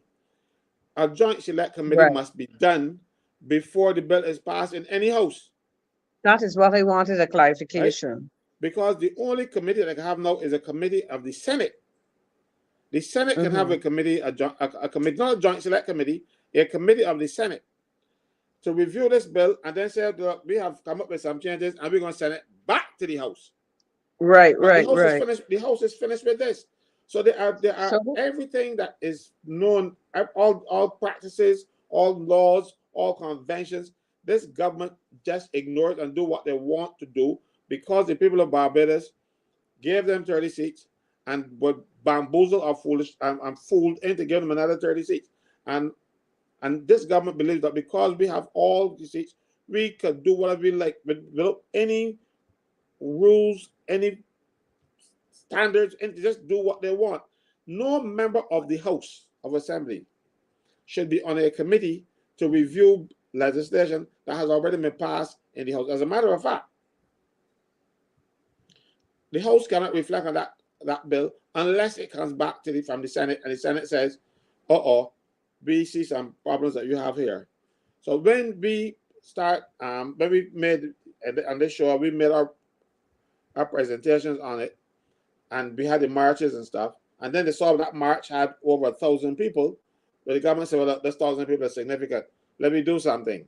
But rather than think of what the process should be, they rushed and made an announcement that we're going to have a joint select committee without telling the Senate. That was made, and the Senate was told that you're going to have a joint select committee. The Senate can't summon the House to a joint select committee after the so fact. what do they have now? Because they've appointed, I've seen Well, some names. I'm sure I you've seen. I have it here. Unfortunately, I don't know how to get it up on the screen large enough that we can see it. So I'm just No, going I to could read read it. it. I could have read it. I could have read it for you. I was reading it. Yeah, Members. let's just read. If you could pick it up, Caswell, from Parliament has appointed, because in terms of the terms of reference, what I'd like to get to is the dates and the type of submissions that can be done, so that the people here can hear Okay. what can be done. What's And required? what we're Okay. going to encourage is that everybody get involved with representing themselves and the specific areas, Caswell, that we had referenced. So if you could pick it up from, you have the entire thing, right? With the terms of reference. No, I was reading it from the screen and you had it up. Oh, because no, I took it. I have no interest in a charade or charade or whatever people like to call Yeah, that, pronounce that word. I took Because it that is what down. it's going to be. It's I going to took be it a down charade, from a the, charade or charade. right. I Because took, yeah, it is I just took it done, down it is from the just going to be done screen. for public consumption. The government has already agreed with its partners in the world that this is what they're going to do to the people of Barbados, because we have similar legislation now in England, we got it in Canada, we got it in some other African countries. So this is not Barbadian legislation. This is legislation that is imported and been put on us. So what they will do, they will try to bamboozle us, but stay faithful to what they have been instructed to do. So I don't have any. What they need to do is to pull away from this. We have a Computer Misuse Act that is adequate. Now, if you want to deal with the child pornography, let's have another bill. I get you. Together. I get you. That's But the first thing I think to them. what I think we need to do, though, Caswell, is, while that might be the case, we need to make the representations to them, even as it relates to that. So what I'm going to do is I'm going to read, because I can't get it any bigger on the screen for everybody to see. So I'm just going to read it. Parliament has appointed the following members to the Joint Select Committee standing on the social sector and the environment. Mr. Edmund Hinkson, MP. Peter Phillips, MP. Rommel Springer, MP. Mr. Ralph Thorne, MP. Senator Gregory Nichols, Senator Ryan Walters, and Senator the Honorable Lindell Nurse. The committee commenced, past tense, its work on Monday, April the 8th at 2 p.m. at the Parliament of Barbados Parliament Buildings, Trafalgar Street, Bridgetown. The bills are available at www.barbadosparliament.com. In keeping with parliamentary practice, the committee, through this press release, invites and encourages the public, whether as individuals, professional organizations, community-based groups, official and unofficial bodies with special interests, and generally anyone who may assist with its work, to submit memoranda or other documents setting out their views and comments on the issues. So what you're expressing, Caswell, I think should be carried to the committee. The committee also encourages those persons who may tender written submissions to indicate whether they would also want to appear in person before the committee to give oral presentations of no more than 10 minutes.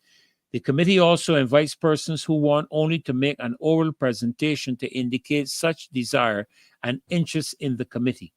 The committee may also invite persons or summon witnesses under the law to attend its meetings to give evidence to help toward formulating a well-informed and balanced report on the captioned subject matter. The committee's paramount mission will be to conduct a thorough analysis within its mandate to determine whether the provisions of the bill as they currently stand would achieve their stated objectives. Persons should submit their views, memoranda to the Clerk of Parliament of Barbados, Parliamentary Buildings, Trafalgar Street, Bridgetown, and they should appear to the committee to make their oral presentations in doing so to the clerk, and this has to be done by April the 26th, Friday, April the 26th. All right, so I'm sorry that I didn't get it up. I'm going to try to get it up for tomorrow night so that I can make it big, that people can read it. And I don't know how to share it. I guess persons can WhatsApp 236-7000 if they want to get a copy of the press release that was issued. Now, mind you, the press release was issued, Maxine, on the 12th of April in the Weekend Nation, but the committee had already begun its work on the 8th. Okay. Well, that is normal. Okay. Because the committee sets out what it's going to do, how it's going to function. It can't do that unless it meets first. Because the House appoints the committee, but then the committee controls its procedure and it controls what you get terms of reference. The committee meets and it says, well, this is how we are going to do our mandate. We're going to have witnesses. We're going to have some. So you cannot invite people unless the committee invites them. The committee can only invite them if they're publicly constituted. So that is not unusual. What is unusual is the fact that they have already passed a law. Yes, that is unusual. For advice, what they should have done is to go through the green paper, white paper process. If they were doing that, Maxine, but I don't really and truly, I don't remember which paper is which. The green paper, which is white paper now. But they got this paper. It's very sent up for consultation. Let the people see. No, they pass it. They know what they want to do. All we are doing now is to try to legitimize an irregularity, something that is done improperly. I would wish that they would scuttle the whole thing and start fresh. Simply because I am not going to go around them to help them do the wrong thing. Because, first of all, there should be no members of the House in that committee. It should be a committee of the Senate, and only the Senate, because the House already passed it. So you are telling me now that the House is going to review their own legislation that they already agreed to. They agreed to it already. So as far as the House is concerned, it is perfect. And out of the 7 members that constitute the joint committee, 4 of them are members of Parliament. All right. So what are you doing?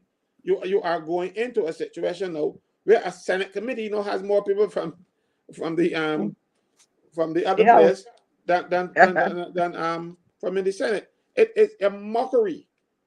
Caswell Franklin will not. When they set up these things, do they normally spell out? I mean, I remember when that they for commissions and that kind of thing, they spell out which under what part of the laws of Barbados or the Constitution or whatever these things are established. So well, this has been established under the standing orders of the Senate.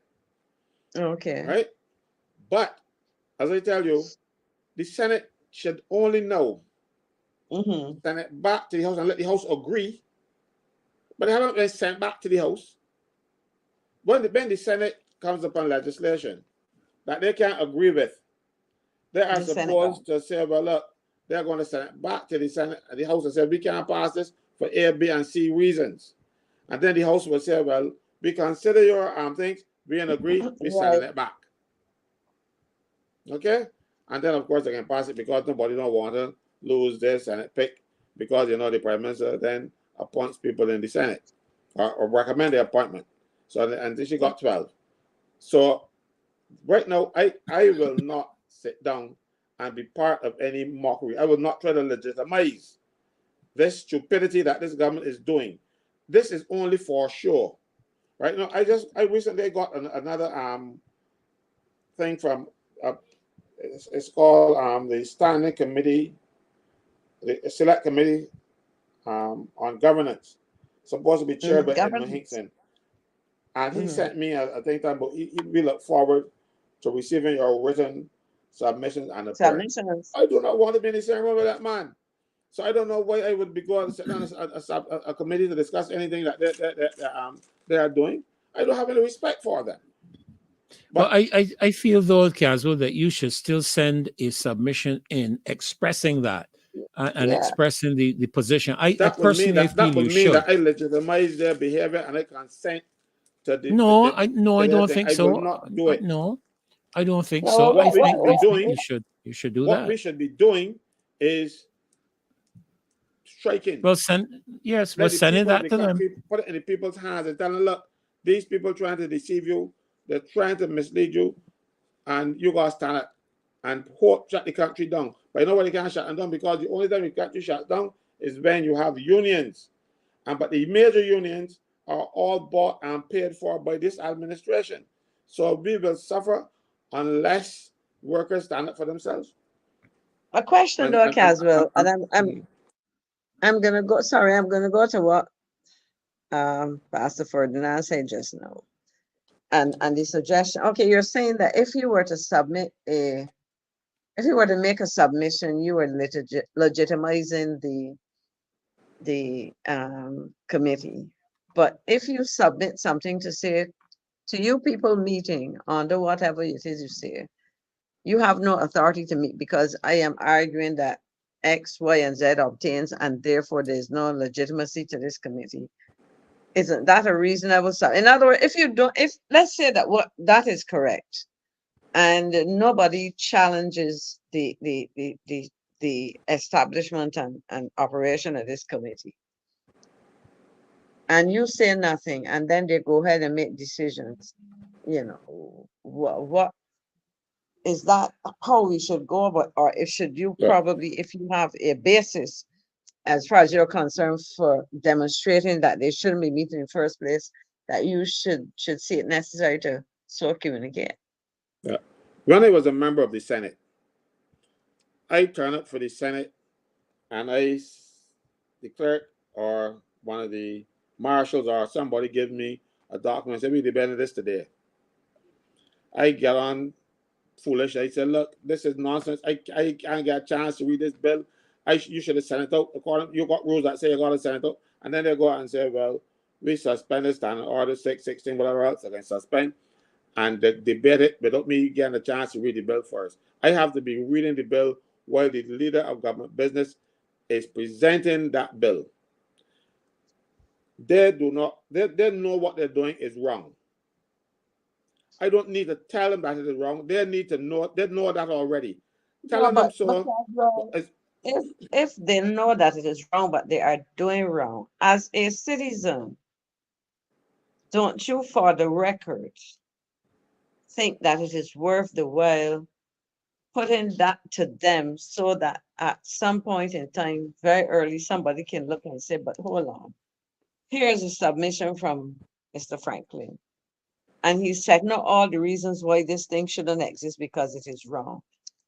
Isn't that better than, or even if somebody doesn't say so, it is discovered later that at least somebody took the time to say to them, stop, what y'all are doing runs contrary to the law or something? Yeah, you see, that's my thinking. Maxine, when you put it that way, I am not fixed in stone. I see the value of what you are saying, and I'm even coming around to Please agree do. with you. Yeah, I think that's I important, agree. but it's not for them. It is sorry, Shirley. It No, is no, go not ahead, for go ahead, go them. ahead. It is for Mm, the public of Barbados now and in the yeah, future. When yes, yes. your grandchildren or mine, if my son so figures that I deserve any, um, go and read these things either as a researcher or somebody who is trying to on a lawmaker or whatever he or she may be. And they can say, but look, at least this one man, somebody called Caswell Franklin, was Sent able in to this state, submission. the submission, which Yeah, is saying you are wrong for these reasons. And I yeah. think the record would stand. I mean, you either can ignore it and people proceed on the merry way. They may still proceed anyway, but you're saying, folks, stick a pin. But it According to these also, reasons, yeah, but also, Maxine, it may result in a. I don't know if I'm using the right term. I can't get it into my head right now, but it may result in a repeal of the very mhm, said same bill in pulling, the future. pulling it Where back, even if you yeah, don't actually repeal it, well, they may not yeah, go pull any it further back with it. or whatever, or amend it, Mhm, because they can look at a submission that was made. And I really right. feel, Caswell, you should. I Yeah. think you should. I think you should compile all the reasons why you see the illegitimacy of the process and Mhm, submit it. Because I think you are well positioned in that you're a former senator and you have the legislative information available to you, mhm, on behalf of even like and forgive me for putting you on the spot, on behalf of the loyal opposition, because there are a lot of people here that wish they could speak like you speak. I mean, I mhm, saw a comment earlier where somebody was asking where they can download your knowledge from, which I don't know how they're going to tap into your brain and connect to you and download all that stuff. But mhm, they see you as the person who carries that information. And so, in a sense, when you make that submission, you're making it on behalf of all of us, mhm. who feel the same way. We understand what you've said, and we can't word it like you because we don't know the legislative aspects or references, but you do. And I really would like to encourage you, um, to put it together and submit it. You have to the 26th of April. Yep, yep, yep, All yep, right. I yep. really feel so.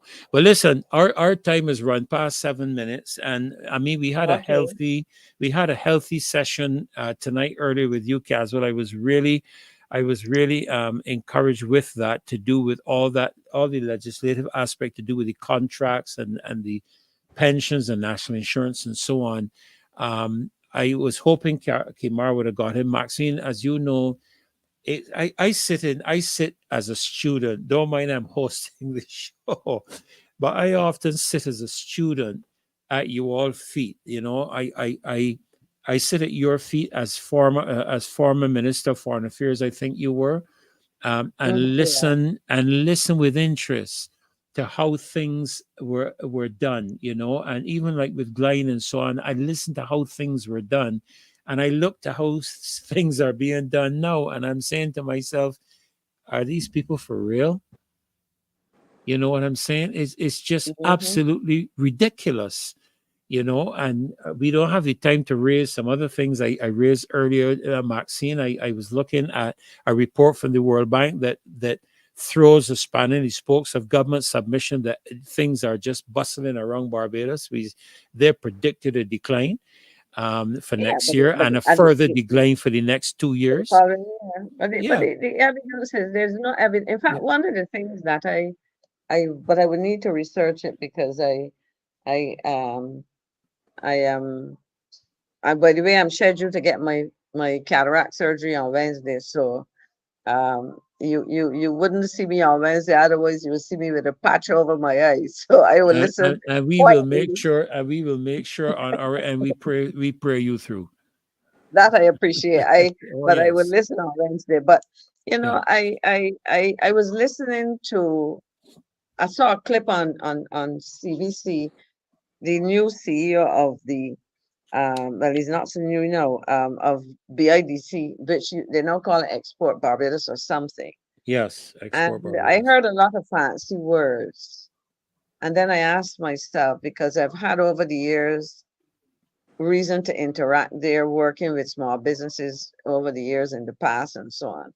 I'm following that because of my teaching in entrepreneurship and them kinds of things, and and I asked myself, outside of tourism and um, agriculture at the production level, the farm level, growing crops and so on, how much manufacturing is taking place in, well, I mean, we know the area, some agribusiness and some of the things happening, but what else is happening? Because I heard, they come up with these buzzwords.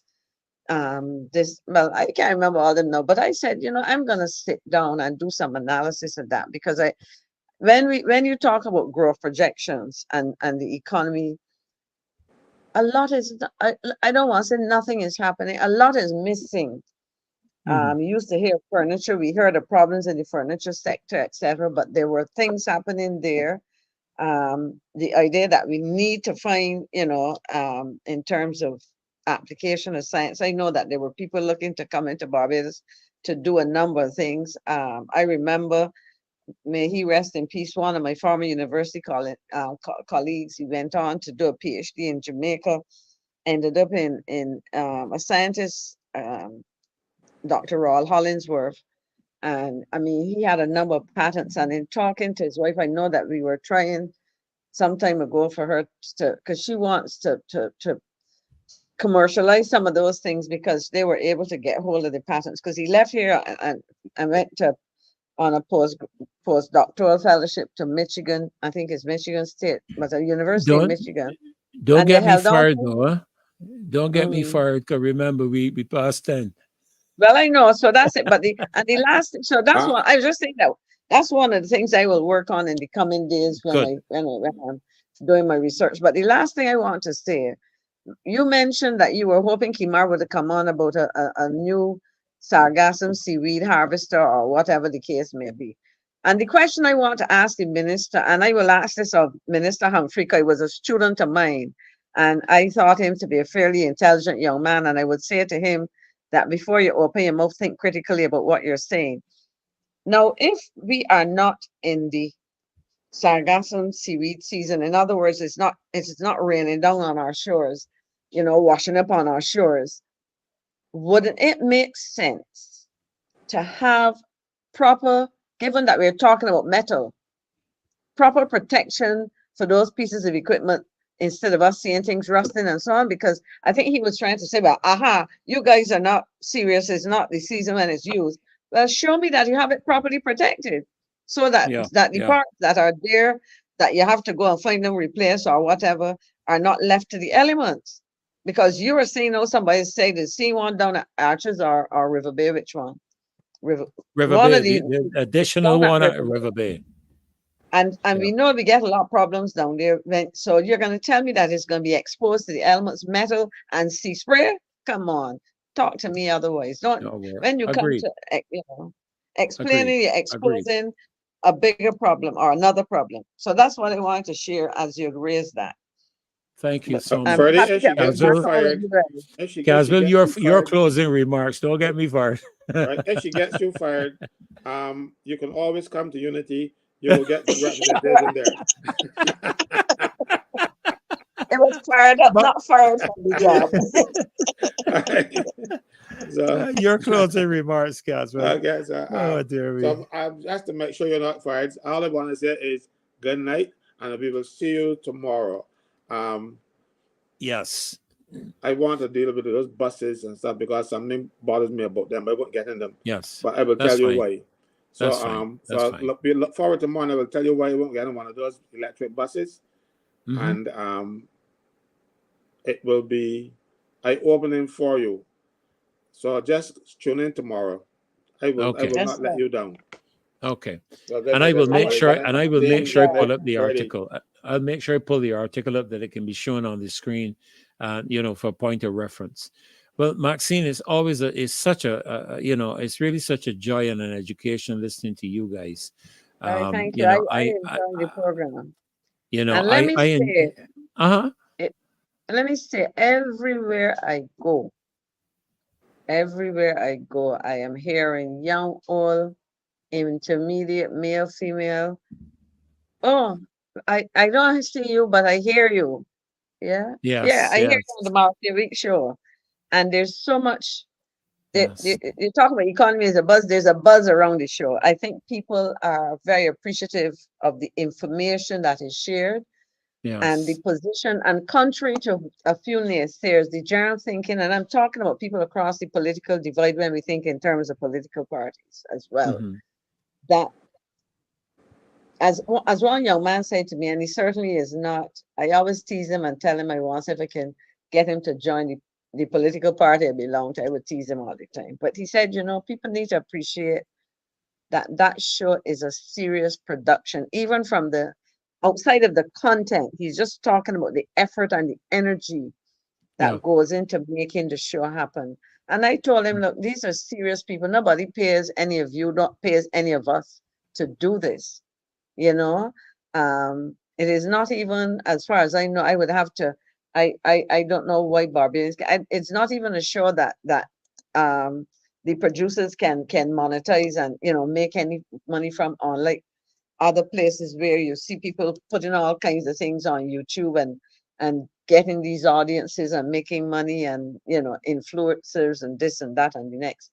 But I tell them it is about a serious commitment on people involved to educate Barbadians, to address problems that Barbadians are facing, and engaging the authorities and as well as the people in coming up with solutions if people are serious about Yes. making a difference. And so when Yes. the people from government here, rather than my dear former student, Minister Humphrey, rush up to Concept Concept Bay, Bay. what?